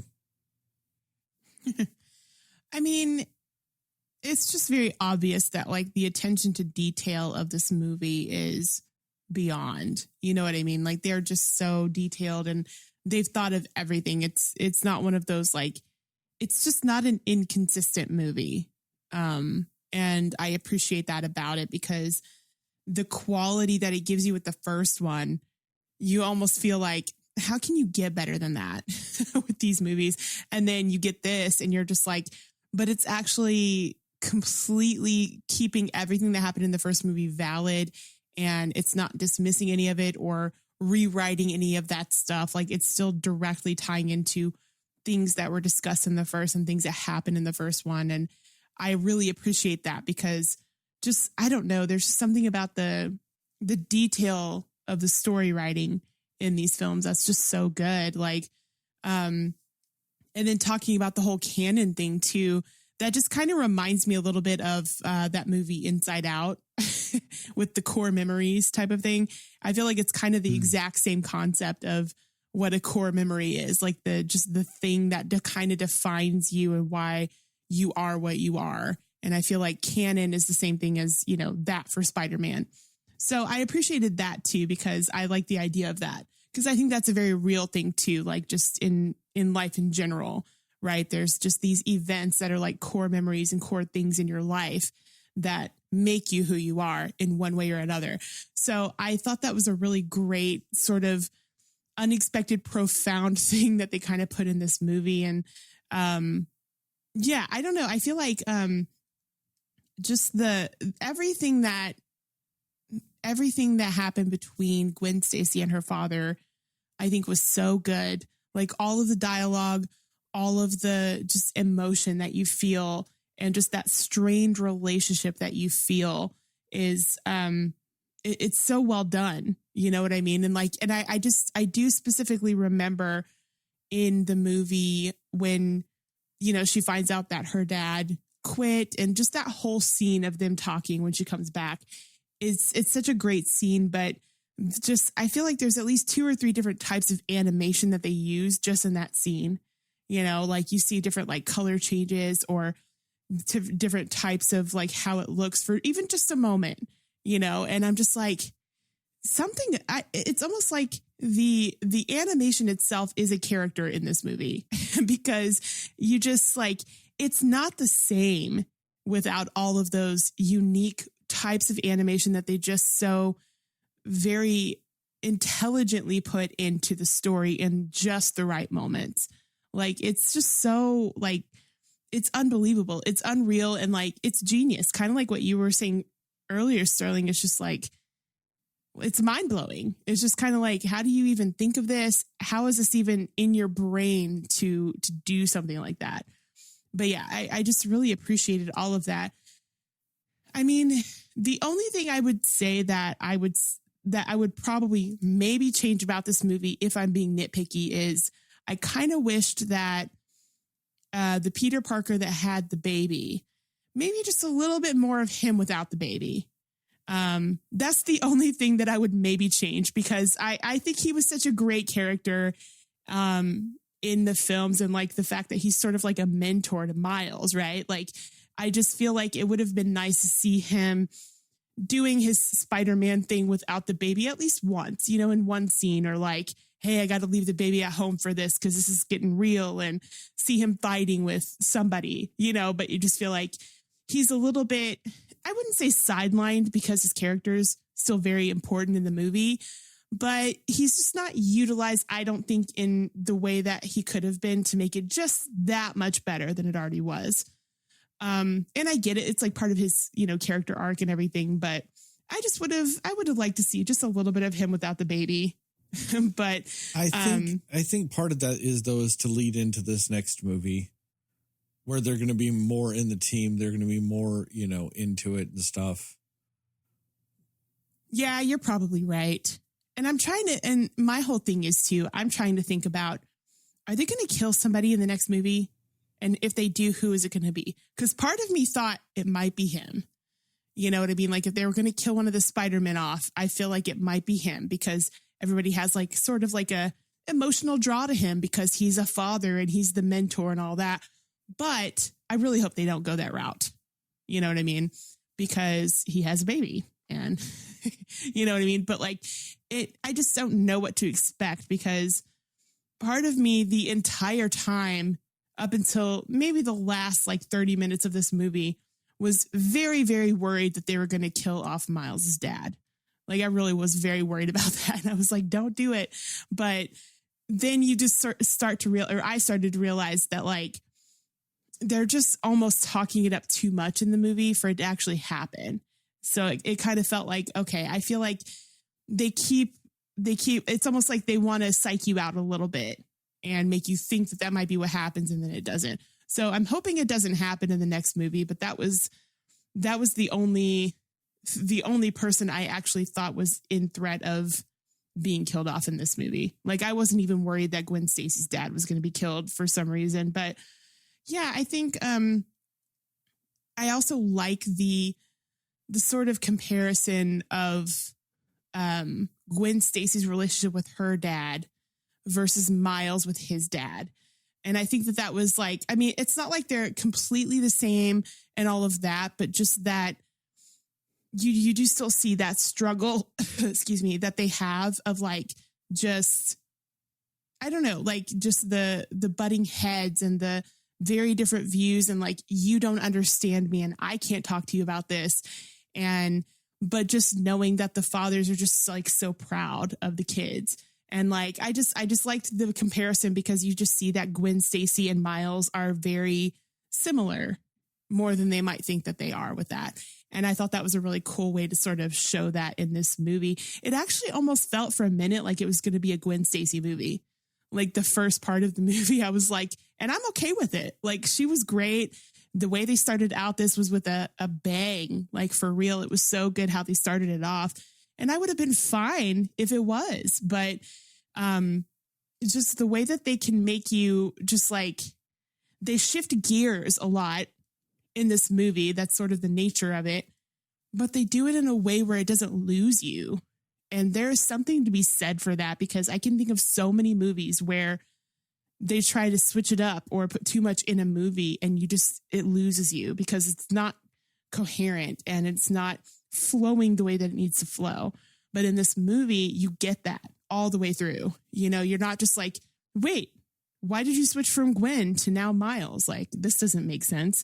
All of it made sense. You know, it's one of those movies where whatever direction they decide to take with how they do this movie, nobody's questioning it. You're like, they're going to do what's best. I trust them fully with what they do with this movie. And going into the third one, even more so, you're just like, I don't know what you're going to do, but I know it's going to be awesome.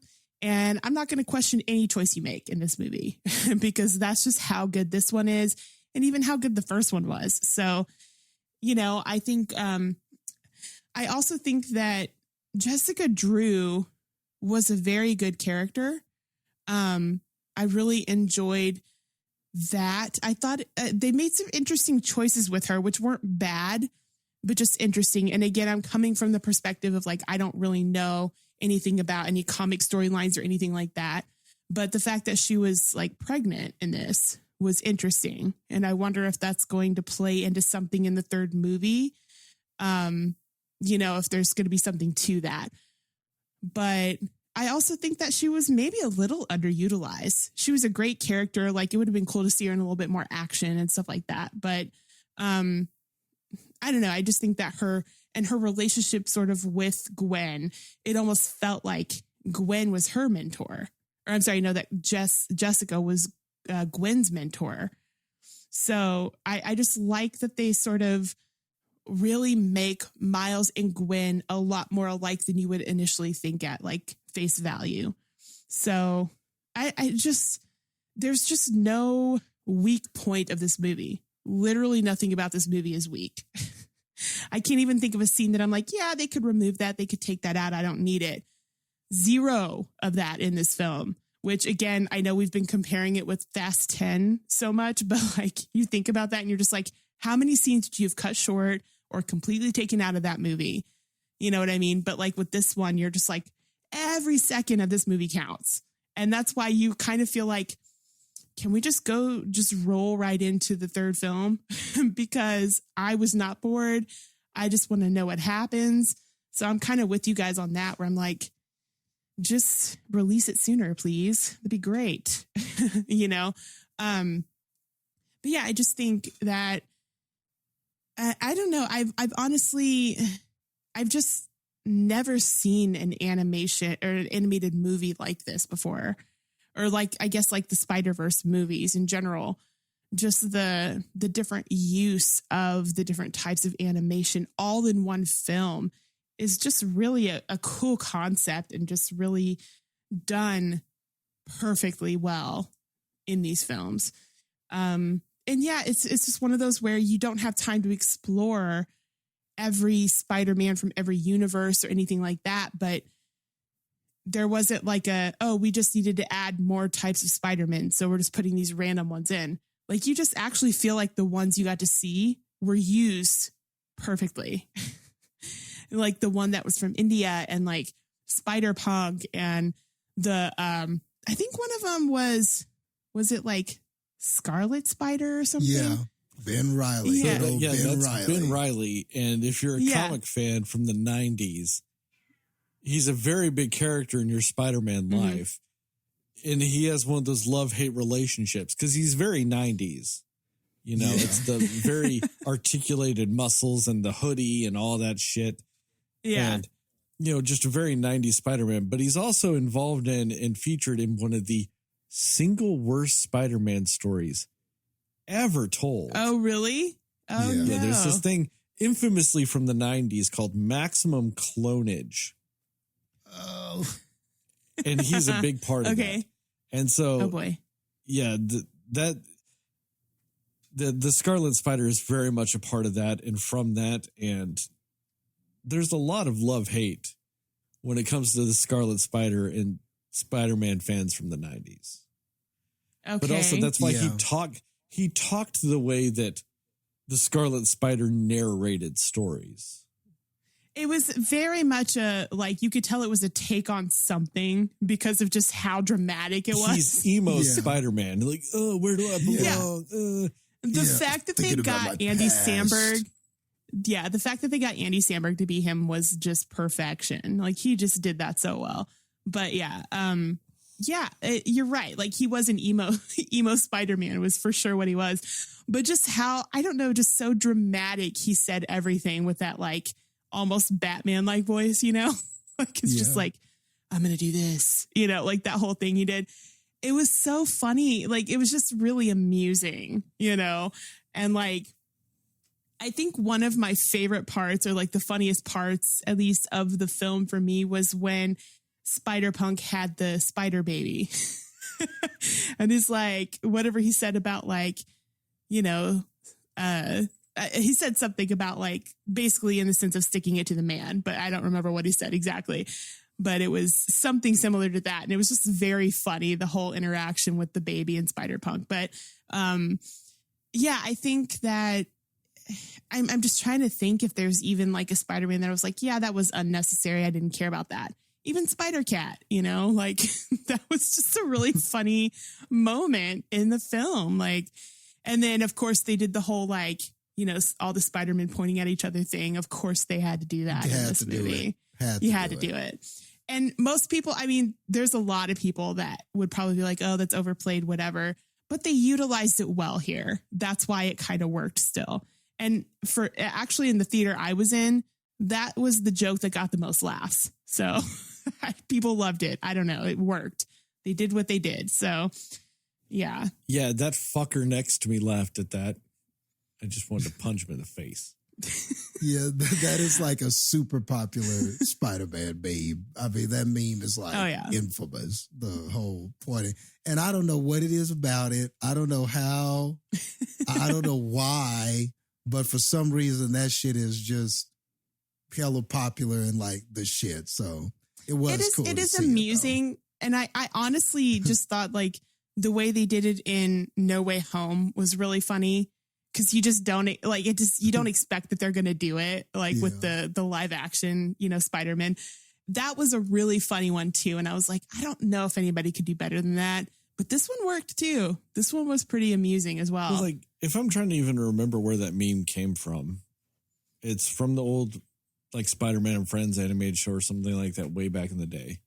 Yeah. And I think that is the chameleon. One of them is the chameleon. Yes, if I'm remembering correctly. I think so, yeah. And which is kind of funny too, because what a lot of people don't realize, while Spider-Man has all these iconic villains, the chameleon is actually his oldest villain. Really? The chameleon debuted in the same comic that Spider-Man debuted. So it's like the original villain. Yeah, he is the original villain of Spider-Man. That's cool. But yeah, I think that's where that comes from. But I also like to think that if you had a bunch of Peter Parker Spider-Man or just a bunch of Spider-Man together anyway, they would do something stupid like that. If he's like, somebody catch Spider-Man, they go, woo. Yeah. That is something that Spider-Man would do. That stupid little thing Yeah. that just makes you chuckle. Yeah. Yeah, definitely. Which is why it worked because I mean, I really liked No Way Home. And I know Sterling, you weren't like super big on that one, but I do think that one of the best things about that movie was the dynamic between all three Spider-Men. That was the best scenes of the movie for me, was like them talking to each other, interacting with each other. That was the funniest and like most amusing part of the whole thing. So even if you didn't like anything else about that movie, I feel like that's something you have to enjoy. It's just them being like, very Peter Parker-ish in their own ways about everything that they were doing. So, but anyways, all that to say, like every joke landed, I feel like, in this movie. Like there wasn't, when they were being funny and they did those moments, everything worked. There wasn't a moment I was like, okay, that was cheesy, that was stupid, whatever. Everything that they wanted to be funny was funny to some degree. And the dramatic moments, and honestly, those dramatic moments just work so well because of the voice actors that do it. Like talking about Haley Steinfeld again, like I think she honestly has to be one of my favorites at this point, but like just her delivery and her emotion. And Miles, what was his name? I forget his name. What is his name? It is Shameik Moore. Shameik Moore. Yeah. He was so great too. Like, and everything between him and his parents in both of the movies, I always love it because the very real moments that he has. And it's Brian Tyree Henry is the dad, right? You can't not love him. Like everything he does is golden. I just love that man. He's great. So, he just, the voice that he does with it, like the I don't know, you hear the annoyance he has with his son, but also just the love that he has for his son at the same time. And it just, all of the way they do it is just so well done in every possible way. So they just delivered on everything you would want from a movie like this. And I honestly, there's zero things I can just say is a flaw with this movie.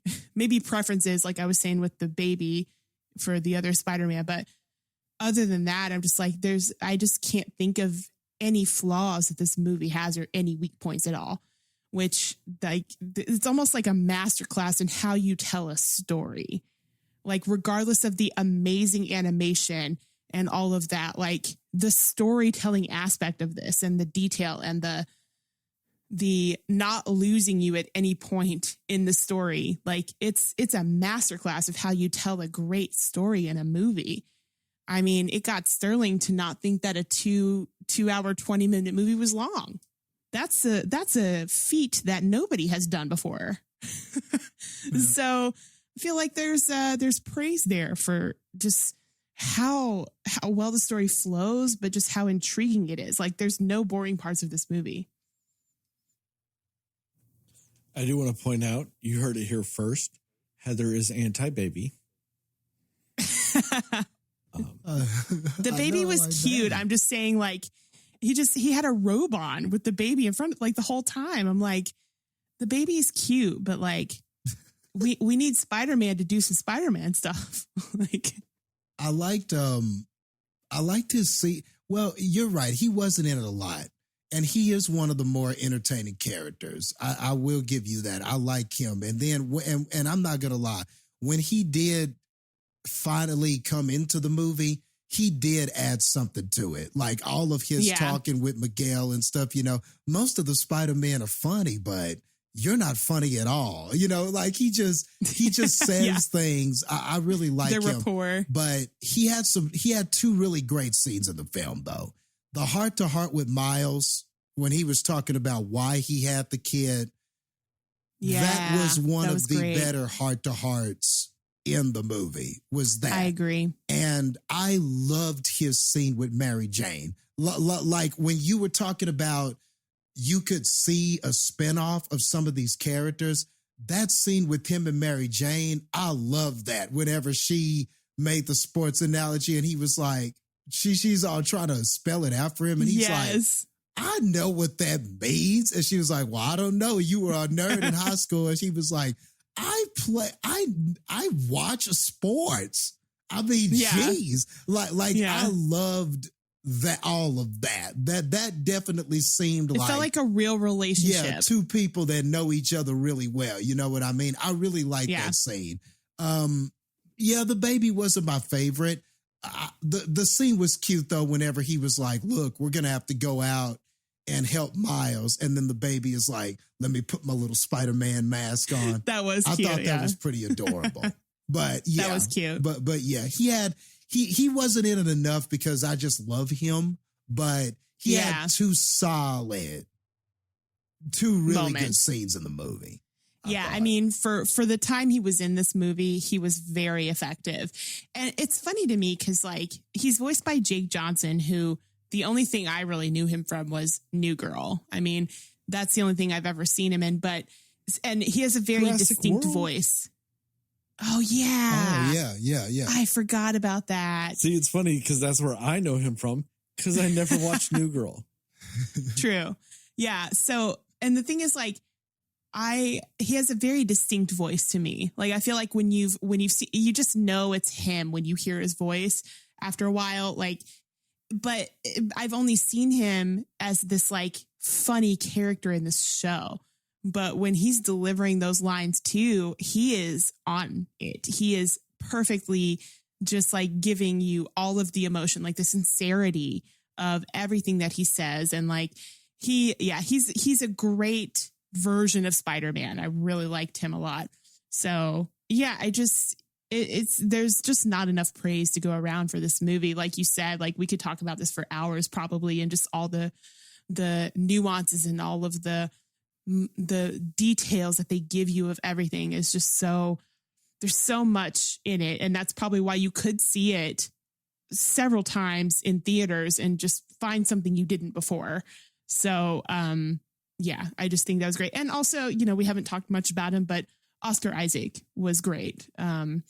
Miguel, he was a great character, like you said, where you get where he's coming from. You completely understand his motivation, but you're just like, what are you doing at the same time? But he's a guy that you're just like, I don't completely disagree with like your motive here, you know? So he was great. Oscar Isaac he always delivers too. So their voice casting in this movie is just solid. It is solid people in this movie. But yeah, that's all I got. And quickly about Spider-Man 2099. Go ahead. I was going to just say shout out to Oscar Isaac. He's played 3 different major Marvel movie roles now. He's Apocalypse, Moon Knight, and Miguel O'Hara. Oh yeah, he's like a legend in Marvel now, I guess. Yeah, like that fool is amazing. And regardless of the movies as wholes or the shows as wholes, he's never been the problem. Yeah, he is tight, never man. the problem in any roles he's in. Always killing it. Just always killing it. And like Spider-Man 2099, I remember when those comics first came out and they were doing all of these $2.99 versions of characters. And I remember, I just loved the character design of Spider-Man 2099. It was just something about the way he looked and how like futuristic he looked and everything like that. I just always loved the design of that character. And when you get to this and just like the little details in his suit, like there was motion in his suit, like the red stripes and everything. It was like you could, whenever the camera was close to him, there was movement in it. It was like there was it was like mechanized liquid or something like in his suit. Like it was really cool. Like just some of the visual effects that were going on with this suit. And he looked badass in this, man. Like they really did that character justice. Because when I saw the previews, I didn't know if that was a cameo. I didn't know if that, he's so far removed from any main storyline Spider-Man anything that I just didn't know how he was going to be utilized in this. And I think he had the perfect role in this. I'm glad that they chose him to kind of be this Spider-Man on the other side of this argument about letting the timelines play out and different things like that.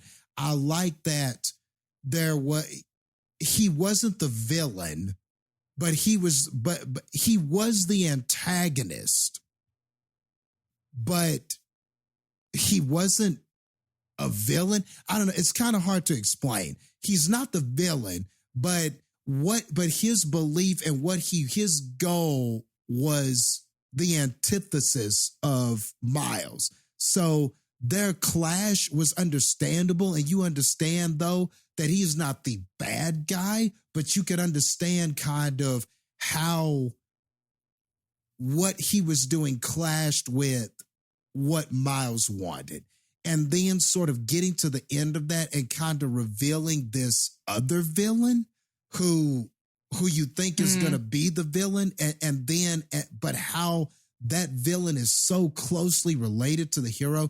It was all just great, man. It was like a catalyst or something. Yeah. It was all just great storytelling to get us to that, and that's the thing. There really is no bad guy per se. The bad guy really in this was just a clash of beliefs on how to handle one's life. That's really kind of what it was. That they have. Mm-hmm. Yeah, that's really kind of what it was. And then it seems like this third one is going to really be this is the opposition and how are we going to handle this opposition? Because we've got two Spider-Men that are very powerful with two different views on how to handle this. So how is all that going to work? Because that situation's unresolved. So it's all really neat how it's coming together. And so I'm just like you guys, like March can't come fast enough because I'm just so enthralled with, like Sterling said, the curiosity of how exactly is this going to play out? Are several people going to die? Is no one going to die? Is there a peaceful possibility? Does someone have to die for these timelines in order to save everything? Or can no one? You just wonder how it's all going to go and how it's all going to be resolved. So I'm excited. Can't wait to see it. And the thing is while you would love for certain characters to live and certain characters to die and whichever, the one thing that's really great about this writing and this team and the people making these movies, I feel like if somebody has to die, it won't be a cheap death. It'll matter. Yeah. It'll be important. It'll tie into the story. There will be a narrative reason. It won't just be hey guys, Yeah. Got it. They're too thoughtful about everything for it to just be a random, like, yeah, let's just do it. Exactly. You know? It won't be a shock death. It won't be this and that. Yeah. It'll make sense with what they're doing. And they seem bold, man. Like, this whole thing started with the Spider-Man death. You know, this, like, out the gate and into the Spider-Verse, we had a Spider-Man die. So it felt like that just opened. And I just remember going, okay, so I guess he's going to be really hurt. And then we were at a funeral and I went, he's dead? Like it completely threw me for a loop that they even did that. Because he could have been hurt. He could have been in a coma. He could have been crippled and just unable to do it anymore. But they were like, no, he's dying in this so that we can go ahead and start this shit.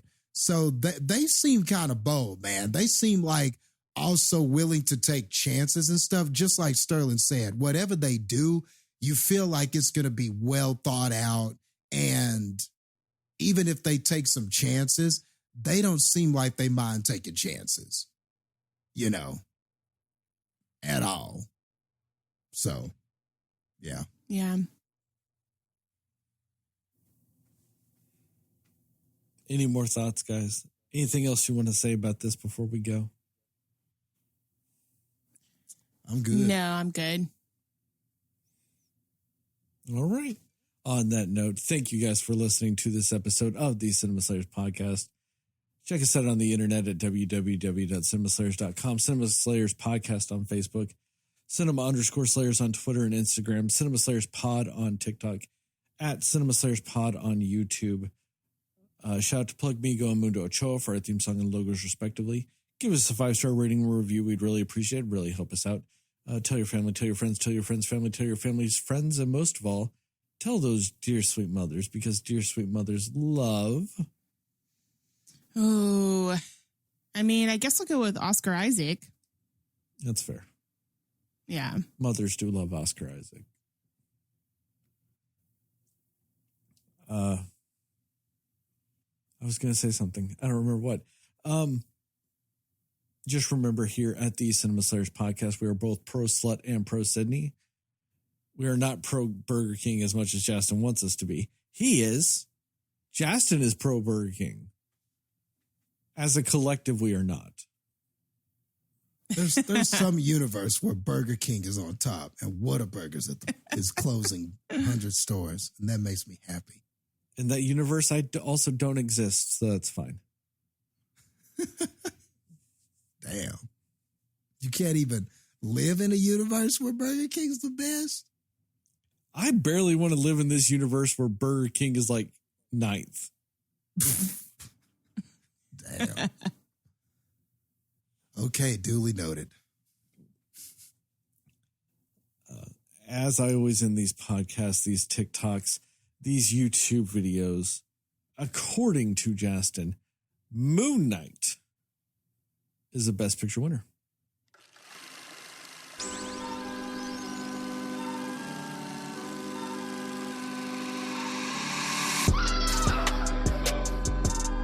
Somebody will listen to me. Nobody knows anything but you. All right. Are you ready? Yes. Come on. Cinema Slayers. Summer movies. Summer movies. Man, and Seems then like we get there's- Transformers. We go I from know. Spider-Man to Transformers.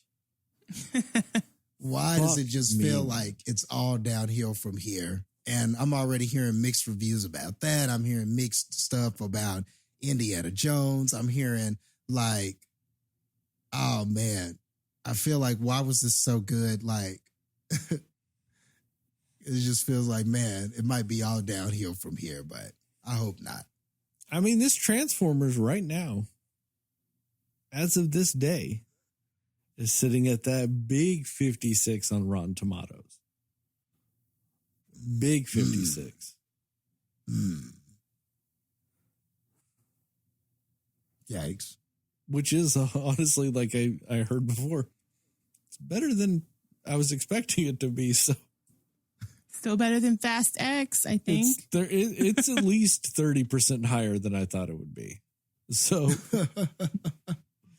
maybe it's not a miserable time at the movies. Maybe it's just a time at the movies. Okay. I wonder, how long is this movie? It's damn near 2 hours. What the fuck are you doing for 2 hours? Man. Fuck me, man. Fuck me. I am so unhappy right now. I got to sit through 2 hours of Transformers. This is hard to beat. This Spider-Man movie is hard to beat.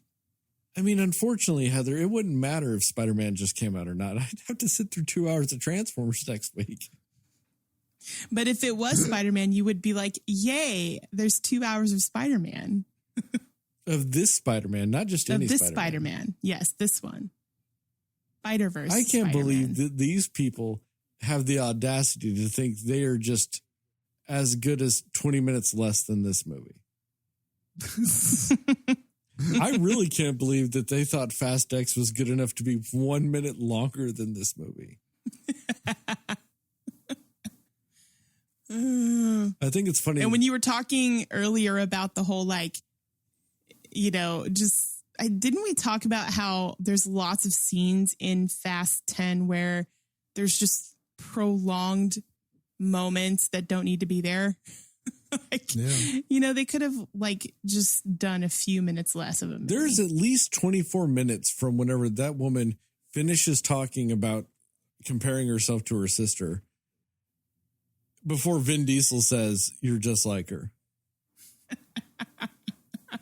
You sit there for an uncomfortably long amount of time just waiting on him for him to say a damn thing. And apparently it just took him that long to remember his line. But he's like, don't cut anything. That's some of my best acting. But, you know, Jason Momoa for sure ruined this movie. When I heard that he's mad and thinks that Jason Momoa is overacting, ruined that movie, I was like, that was the only thing that, like, gave me any interest in this damn movie. Yeah. I know. What about your underacting? What about that? Right. I'm sure it seems like overacting compared to what he's normally doing, but it's just not that way. He's like, If what are you anything, talking about? I did a growl. I acted perfect. I was about to say, if anything, they balanced each other out. You underacted, he overacted, it balanced out. Yeah, right. Be quiet. Nah, I still have a hard time calling what Vin Diesel did to acting. He was there. I mean, he was I still present. remember you Don't mean talking he about He was present. I still remember you talking about the car chase scene when he's talking about blowing up the other two people, and his facial expression was just like, yep. Explosion 1. I like that scene. John Cena was like, man, I'm so sorry, Dom. They took your son. I messed up. They got your son. And then he was like, why are you so worried about it? You know?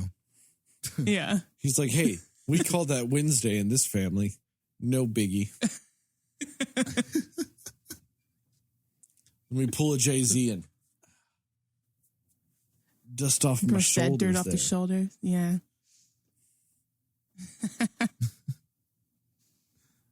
I did see an SNL skit about Vin Diesel at the movies talking about his Fast and Furious movies. It's really funny.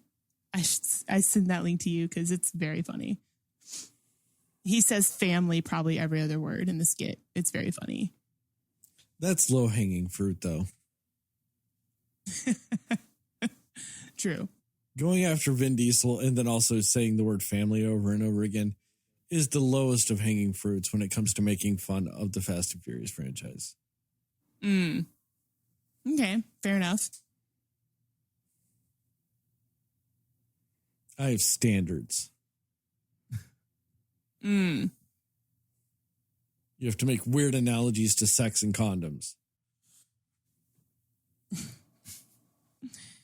You know what? It was an effective analogy, though. We were like, yep, makes sense. All right, kids. Have a good night. Remember, don't eat Burger King. Jastin, have you had Burger King since we last recorded? I rest my case. I'll comment later. What, in 4 years, Jastin? They won't be open. Give me 1 to 300 days. And I promise you I'm going to go. I don't buy it. I'm just saying right now, I don't buy it. You just got to believe me. I just got to start going again, get my groove back. Like I was telling Heather. We'll start going, and get my groove back. She can get her groove back because she used to love Burger King. She never once said adored that, Burger Jastin. She never once said that. She adored. She said she ate there once. That's not the same. But she adored it. No, she didn't. Ate there. She said she ate there. That's not the same as adoring it. I was like, I think I got the chicken sticks. I could be wrong. Chicken fries. You don't even know the name. Chicken fries. She did not adore it, Jastin. she loved it as a child. But I did remember they had Polynesian sauce or sweet and sour sauce. Yeah. They don't have no damn Polynesian. They are not that cultured at Burger King. She vividly remembers her experience, kind of. So I think nope. that counts. Nope. Because I need help. You do need help, Jastin. Not the kind of from Heather, but, of the psychological sort. I just love the idea of you going to a therapist and they go, what seems to be the problem? And you go, I just love Burger King so much. And they're like, how much? Like, how much do you eat it? And you go, never really, but I love it so much. They would be like, go ahead and have a seat. This is going to be a fun one. Maybe Burger King explains Jastin's muffin preferences. What was chewy muffins? Chewy maybe muffins. That's why the kind everybody likes. Did you get them from Burger King? Is that why? That's what you remember? That wasn't even a muffin. It was an egg sandwich, but he's just like, a chewy muffin. Can't tell the difference at this fucking place. Everything tastes the same. Come on, man. I might drive by there this weekend. Yeah. Drive by, though. I bet you just will literally, drive by, that's Jastin. all. You tried to make it sound like you were going to stop there. You're like, no, I'm literally just going to drive by. Just keep going. It's fun driving by it, though. The signage, everything looks so new. It looks brand spanking new. Like, I really love when I see it. Question though, it makes Jastin, me feel like there's does hope, does the food taste new? The building. I'm asking about the food. Though. Does the symbol food of taste hope. new? Does it taste new? I rest my case, Your Honor. It looks like it does. Jastin, you haven't seen the food. You haven't even seen the food. It appears from the outside of the building, it appears that the food is good. That's so if the building indicates the taste of the food, Jastin's saying it's good stuff. Over the next few days, Jastin, I'll be going over to my aunt's house. There's a Burger King right around the corner from her. I'll go take a picture of me not eating there. Okay. Please do. I will. But he drove by. I'm like, hey, I'm pulling a Jastin with Burger King. Driving by. Man, I drove by there at lunchtime and I didn't see any vehicles.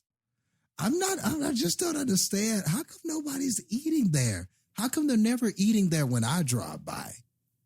I think I just come at weird times. You just said nobody lunchtime. there. That is the time there should be the most people. And that was probably also the busiest that Burger King's ever been. I love that Justin's like, I came at the wrong time, but you still didn't buy anything. I must be driving by at the wrong times. It's just so weird to me that no one's there when I'm there. I just You're wanna not see there people. though, Jastin. That's the problem is you're also not there. I'm not. You're passing by there. You're not there. You're not at the Burger King. You know what though, Jastin? I respect the dedication. If you were driving I do. by there, you wouldn't, and somebody texted you and goes, "Hey, where are you?" You wouldn't say at the Burger King.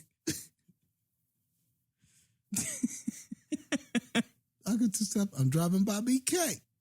I just passed BK. Yeah, but you're not at BK, so don't say when you're there. I meant like just in spirit, like when I'm driving by, just like that kinship. I want you to tweet Burger King and say, Burger King, I really love you, but I don't eat there. Is that okay? And just see what they say. They'd probably go, we'd much rather you just actually ate here. And if you went, but I do in spirit. And they go, but how many dollars does your spirit pay us? And you go, well, none. They go, well, can you come in not spirit, like in physical form? Man, it would be millions of spirit dollars, though. If I could give it to them, I would. But where do they put that would money? still. In the spirit bank? It'd be so many dollars. On that How Spirit many Wall dollars Street? is your spirit paying us? They get all, their stock would price just goes give- up on Spirit Wall Street. I would give so much to them. I really would. I would just. You say that, Justin. You won't even actually give them a penny. You would actually give them a regular penny. I have a hard The time believing theoretical you'd love give them that any Jastin spirit has. dollars. Because you won't even give them a real life penny. You won't even just drive by and throw a penny into their parking lot. The dedication, though, to his like theoretical love for Burger King it's unmatched. But that's all it understand, is. so It's theoretical maybe I'm love. I'm gonna try to go by there like maybe if I go by there at 11 a.m. that's when everybody's there. How about you just try gotta pick going that in right there, time. Justin? Oh, Lead by example, Jastin. Maybe they'll follow Yeah. you in, Maybe it's like a middle school dance. Everybody's embarrassed. They just want to see somebody go in there. Right. They need somebody to go into the dance floor of their I just lobby. want to drive by and see it jumping. I just want to see everybody happy and. I bet they walking want you to out. drive by and stop in their drive-through. It doesn't sound like either one of you are going to get what you want. Every time I drive by Whataburger, there's hella cars and people eating there and stuff. And I always have to pass it before I get to Burger King. And I'm like, come on, BK, come on. I'm just really rooting for it to be the same whenever I drive by the parking lot. And for some reason, like I said, I'm just not timing it right. And nobody's there. Maybe Is if it I because start you're calling going when them- they're open? Is that the problem? Have you tried going after hours to get that BK after dark? See if that's any better. I just need to start calling them and asking, are people there? Then I'll know.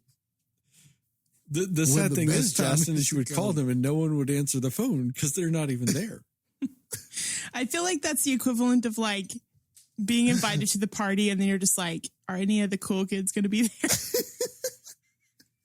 If not, I'm going to go to where the cool kids are, AKA McDonald's. That would save me a lot of gas and just like mental trouble. Like if I just call them and go, hey, is anyone eating there? No? Okay, I'll call again soon. That might help. You're implying that the employees are even there. You said you drove by and there's no cars there. I don't even know for sure somebody was working. I think Wait. maybe they walk or they use Uber King or whatever it's called. They use Uber. I feel Justin, like they work I'm at now a Burger King. questioning. They can afford ride sharing. I'm also now questioning either one, how close is the Burger King to Jastin, or two, how often are you going there where you're worried about your gas going there? Just driving by to see that no one's there. No, I actually Coming back. kind of understand that, because anytime you drive to a Burger King, it's wasting gas. So I get Jastin's logic. Come on. That is not true. I just want to see people. Then go to a You Want to McDonald's or a love Burger Whataburger. King from a distance is what you want. Go anywhere besides Burger King, Justin. You'll see people. But Yeah, you just want I want to mean- love Burger King at a distance. That's what I'm hearing. They remodeled this and they rebuilt it. Why doesn't anybody respect that like I do? You There should don't, be though. people- Justin, you haven't even gone inside to see the renovations.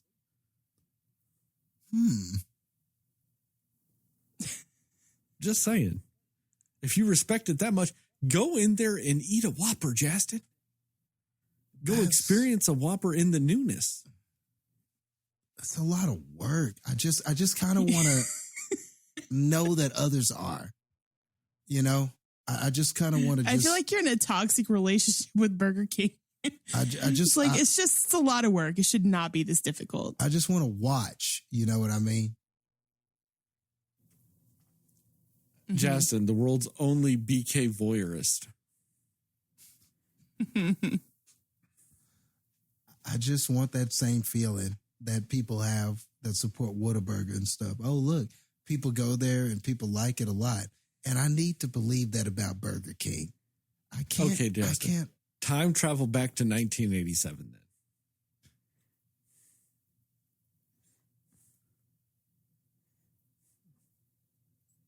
Man. Should we end this now? Yes. Bye. I'm out.